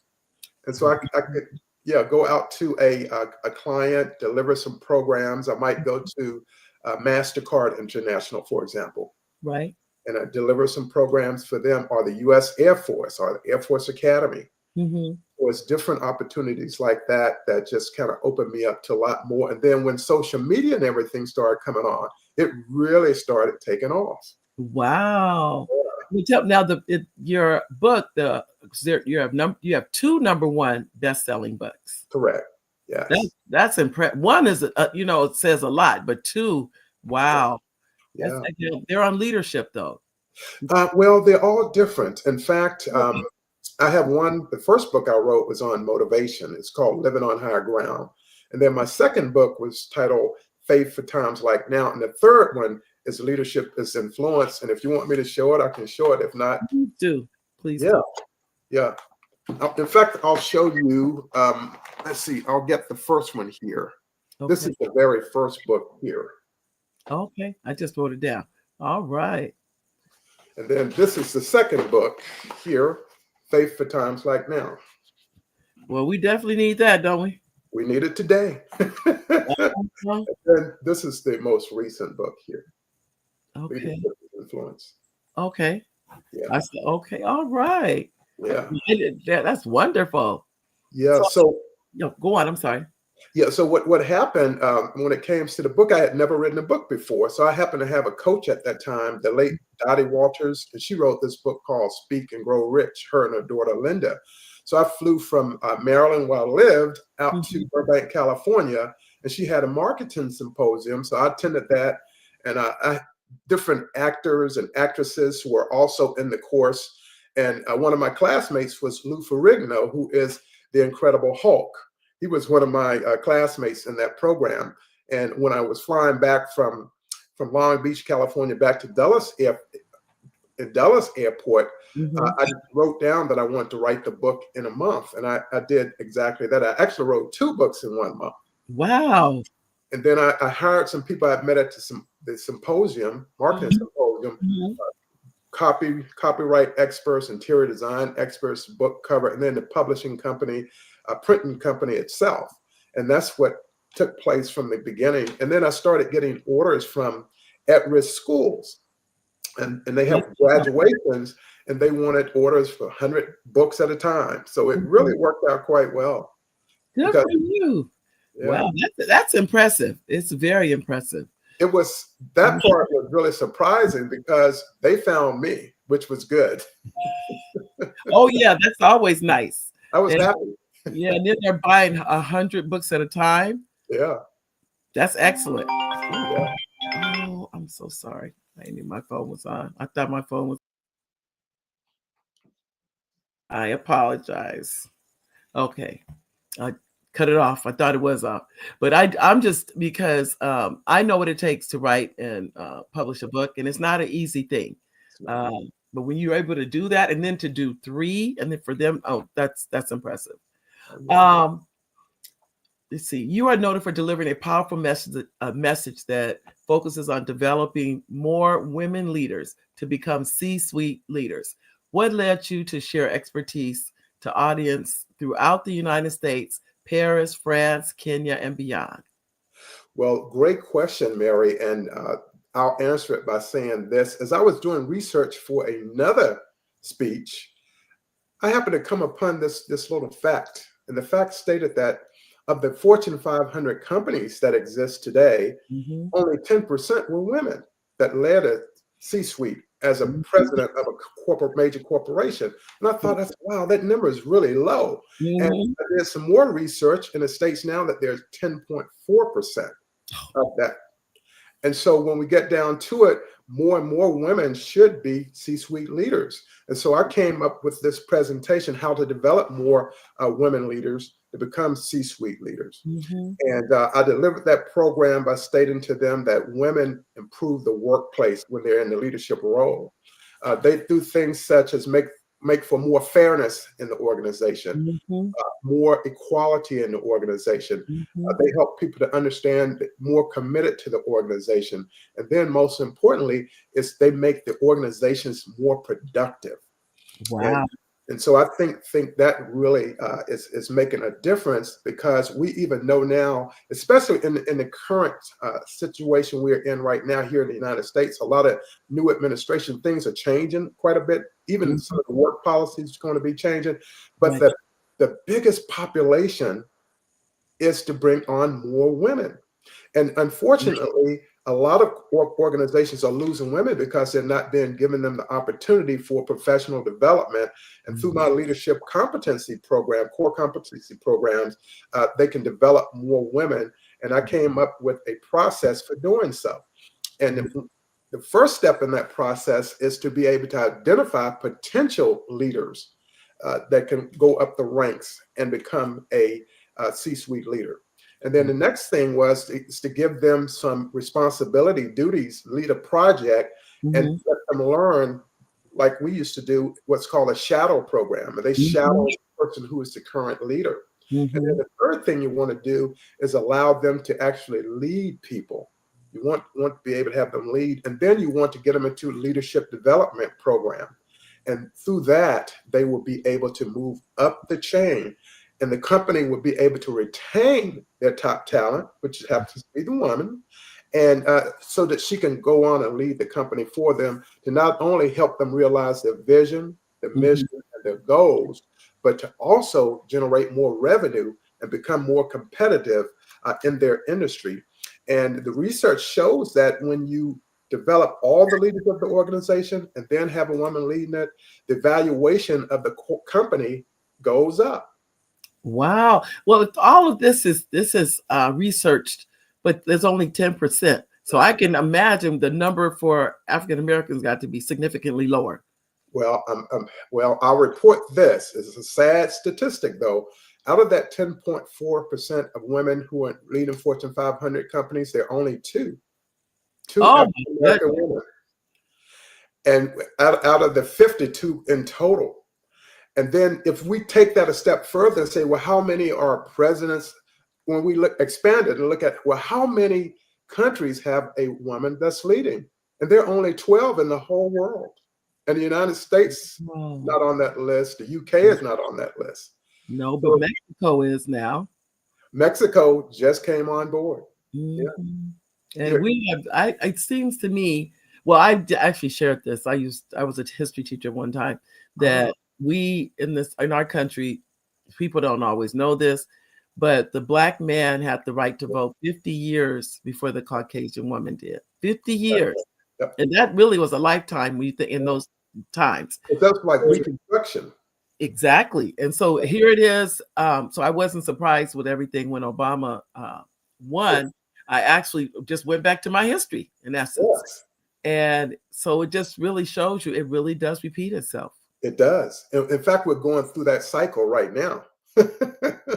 We're going through a cycle now. And so I like to tell a lot of people that there's always, for one problem we have 100 solutions to it. So we just have to find ways to work around and make things equitable for everyone, especially opportunities. And having women in a leadership role is a great thing for corporations.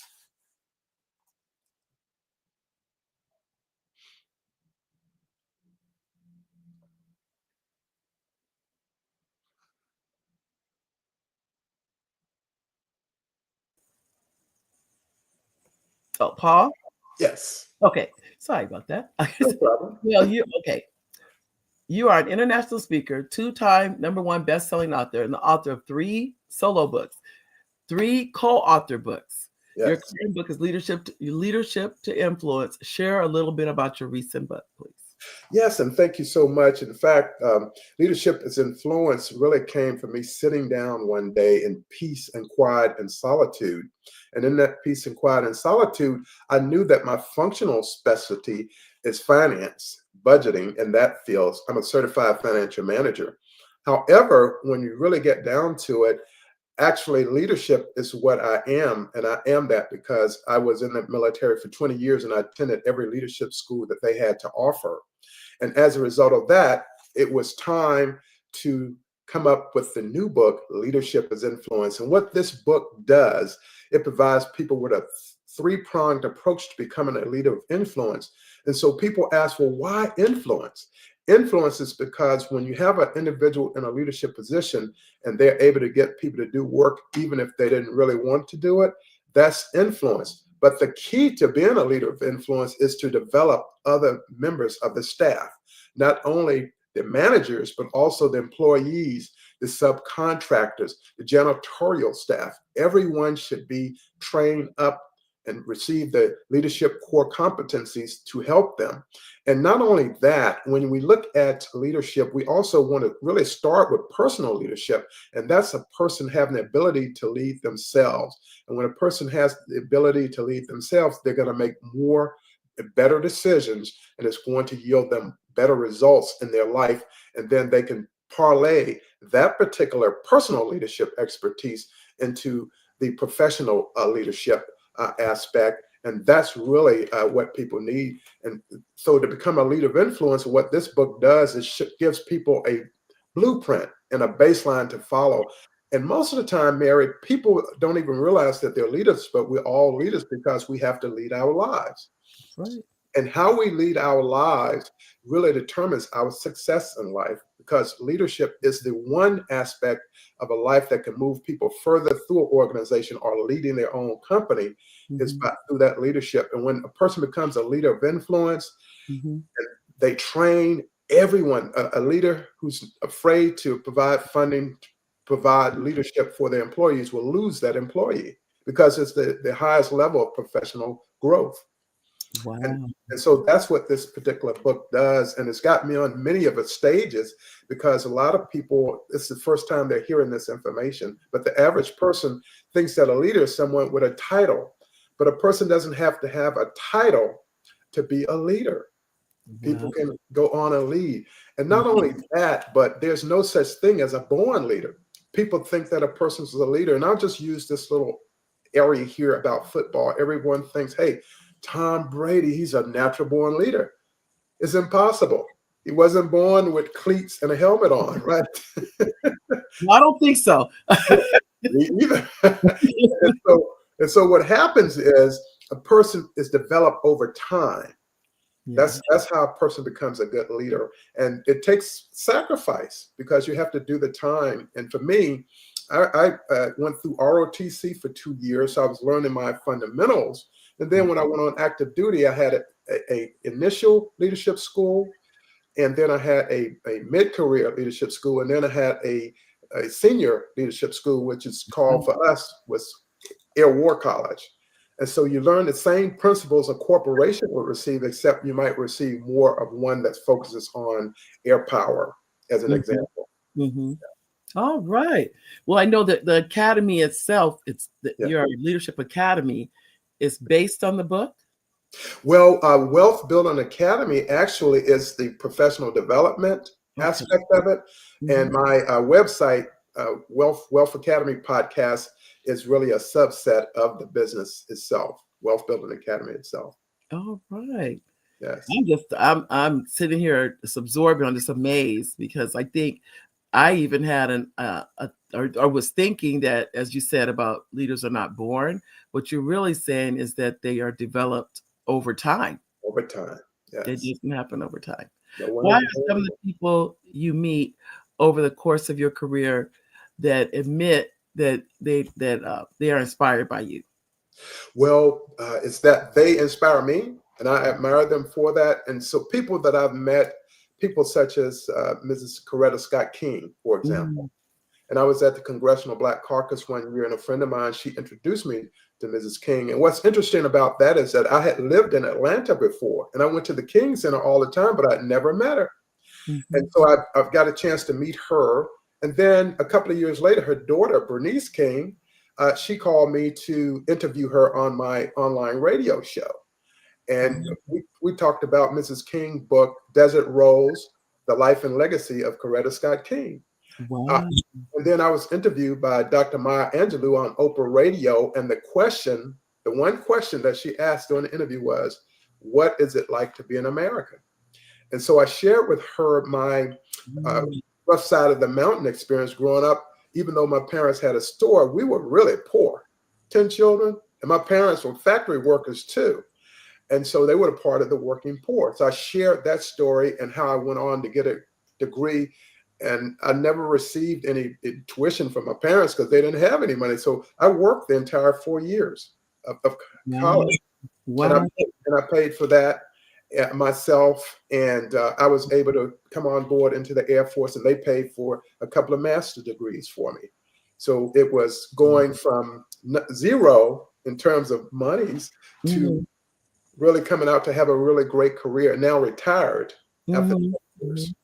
So it's really been a great journey for me. And it's even getting better. I almost feel like I haven't accomplished anything. Well, are you serious? Serious.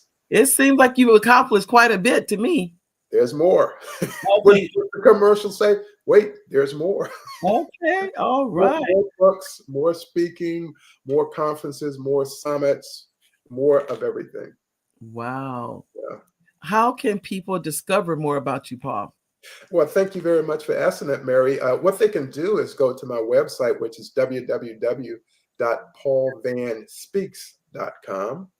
And they can go there, or they can get me on LinkedIn. And it's just linkedin.com/Paul Lawrence Van. They can get me there as well. Or they can call me toll free at 1-800-341-6719. And I'd love to entertain any questions that they may have or how I can help serve them. Okay. I'm going to have you repeat that if you don't mind. Sure. Yes. People can contact me at www.paulvanspeaks.com, or they can get me on LinkedIn. All they have to do is go to linkedin.com/n and then /Paul Lawrence Van. And they can get me toll free at 1-800-341-6719. All right. So I want to make sure that if anyone were to contact me, I have the number and the website. Exactly. Because I just really, because that totally impressed with your accolades. You say they're not that many. I'm like, are you kidding? Quite a few. I mean, wow. Yes. What does 2025 hold for you, Paul? In other words, you are available to travel, to deliver live presentations. What does 2025 hold for you? Well, what it holds for me is more speaking engagements this year and more books. I'm working on my 4th book now. And I'm also working on getting a agent. Okay. Also need to get my first agent to help me because the other books have been self-published. And I also have some events coming up where I'm going through a grant program out of Atlanta. So I'll be going down for that. I'm going back to Indianapolis for a trio event where I help empower staff and students who are disadvantaged, the students being disadvantaged. I'm going to go back out there and work on that program. I have another program in Atlanta where I used to work. So I'll be doing programs there and then doing more of the collaborative events as well, summits and conferences. So you're going to be busy. Staying productive. Yes, that's what keeps me young. It definitely sounds like you're definitely going to be busy. Paul, this fireside chat is coming to a close. Do you have any parting words you'd like to share with the audience? Yes, and thank you so much, Mary. First of all, thank you all for giving me the opportunity to be here at the Black Business Olympics. But what I want to say to people is, and I've seen a lot of social media traffic of people going through a lot of, travail, if you will, because we have a new administration in. And what that really signals is just change. And what I want people to understand is don't fear the change. Walk by faith, not by sight. And just trust yourself, trust that what Oprah tells us, trust that gut feeling and know that you're going to make it. And there is nothing or no one that can hurt you. Move forward to your destiny, move forward to that mark so established by God for you, Mary, and for me as well. But I want to tell people, fear not. Faith overrides fear every day. And the only thing that's more powerful is love. People, when you try to divide people, people hate each other. Fight against hate, fight for power, and fight for love. And they will win in the end. I tell you, I tell people too, we've been as a people through so much. So what makes, I don't know why we would think that this can be, I don't want to say any different, but we've been, I look at my parents were sharecroppers. Right. And I was able to share with them before they passed that I was so proud of them. Absolutely. They left the South. They were part of the Great Migration. Migration. But they made it in California, bought a home, and wonderful. Raised their 5 children. But my mother went back before she passed. Wow. And she lived in the South again for almost 10 years. And after going back there, I understood why. I didn't understand when she first went, but I do understand. I did understand in the end that she came to realize, even though those things she thought was really, really bad, not that they weren't, sure, they were still part of her story. Exactly. And Foundation. It was, and she understood that. And I wasn't raised there. I was raised in California, so I didn't have that same upbringing. Sure. But I remember telling her I understood now. Exactly. What that was. It was really to raise us, is what it was, the 5 of us. Absolutely. But she ended up, before she passed, she went back home. You did a great job, Mary.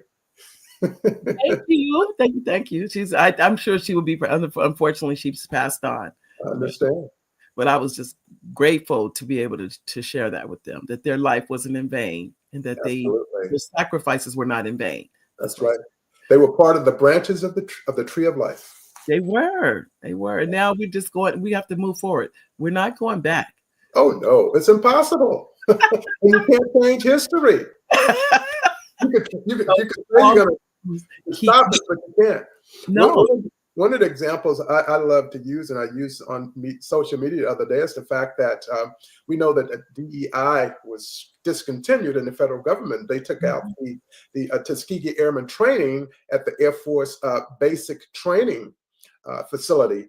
And I said, well, that's a bad idea.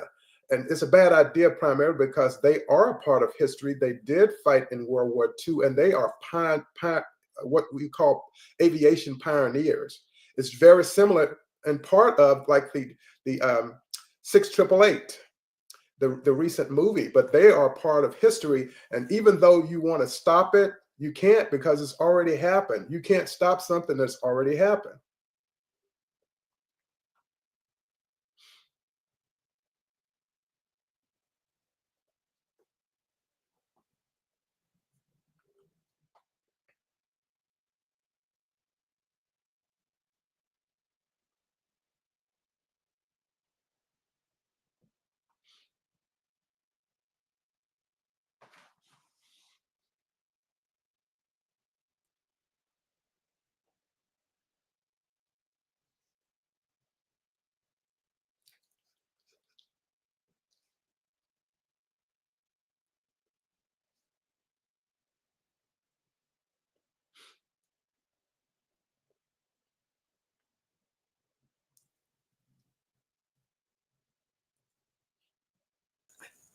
Paul, I'd like to thank you so very much for coming and being here today. And I hope that you do come back again, and we will see you on the other side. Thank you so much. And thank everyone who's a part of this process. I know it's going to empower a lot of people, and that's why we're here. Thank you so much, Mary. You're welcome. All right. What if you could build your own city? A place where every child can find nurturing people to help them achieve their full potential. A place where every adult can access job training support, where health education is abundant, where social justice ruled the land. A place without limitations.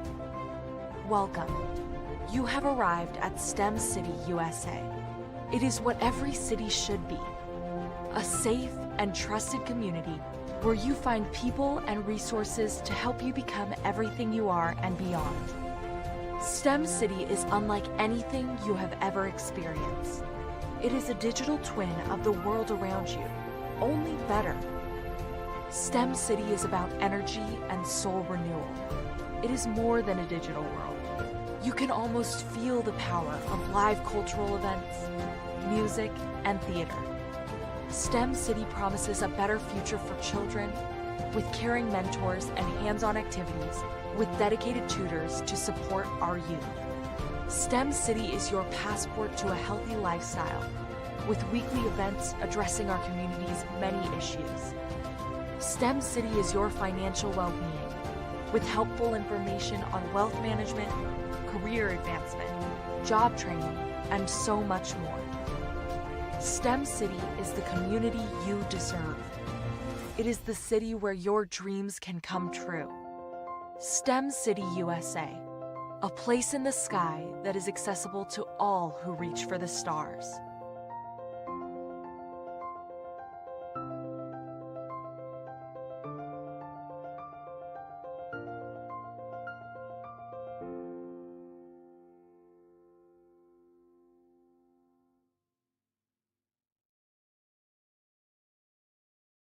I am from Washington, D.C., but I was raised in Durham, North Carolina.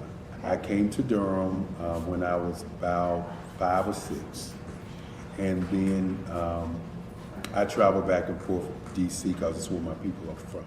One of the unique things about my family is my mother, she's also an artist. She does quilting, and she does a lot of artistic things. And then my son, he draws with both hands, his right hand and his left hand, like I do. So that's kind of a family trait. And then my other son, he's a videographer, and my daughter, she works, she's a regional vice president for Sunglass Lab. When you start out drawing and sketching, you want to continue to explore, you know, each avenue. I do pastels, I do pen and ink, I do painting, I do acrylics. I haven't done oils yet. But I try to do all facets of art. What I say to a lot of times to people is, you know, you can't put yourself in a box when you're an artist. You have to explore. And over the course of my life, I've tried to explore different mediums. I also do sculpture as well. I choose my subjects by the intensity that they have in their faces, or the intensity that somebody is moving, because I do more than portrait drawings. I also do I do abstract, and then I do figurative drawing also. Well, what happened in this particular show is that I started out trying to come up with something that would be a little bit different than what everybody else is doing. So I was working on a Barack Obama show, and they wanted me to do some paintings of Barack. And so what I did was, because of the deadlines, I kind of did it kind of fast. And then I realized when I was doing it fast, I enjoyed it. And so then I started doing other pieces the same way, and I started to enjoy those pieces also. And so I came up with this particular style. And it's a style of lines and colors. And what's interesting is that when I was in college, I did a show called Lines, Colors, and I talked about the boldness of the blacks, the hotness of the whites, and this is how this has come about, you know, later on in my life. And the colors comes from a lot of the entertainers that I work with, where they wear different colors. They don't wear, you know, your plain reds or your whites. They wear different colors, and so that's also another piece of what's giving me the colors. The subtitle of this show is Faces That Speak Life. That's real critical. Faces that speak life. Each one of these pieces is a life source and a life energy that's being put on display for people that are looking at it. You know, I always say in terms of my art, it's not important that I draw them. It's important what you get out of what I draw. You know, I don't try to just draw it because you like it. People wanted me to do prints. I didn't do prints.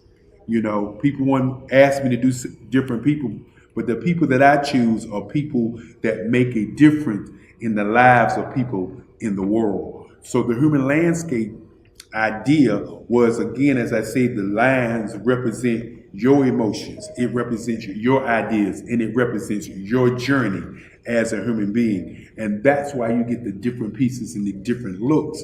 And as you notice, I try not to do one look that looks alike another look. And that's what's the most important part of this show.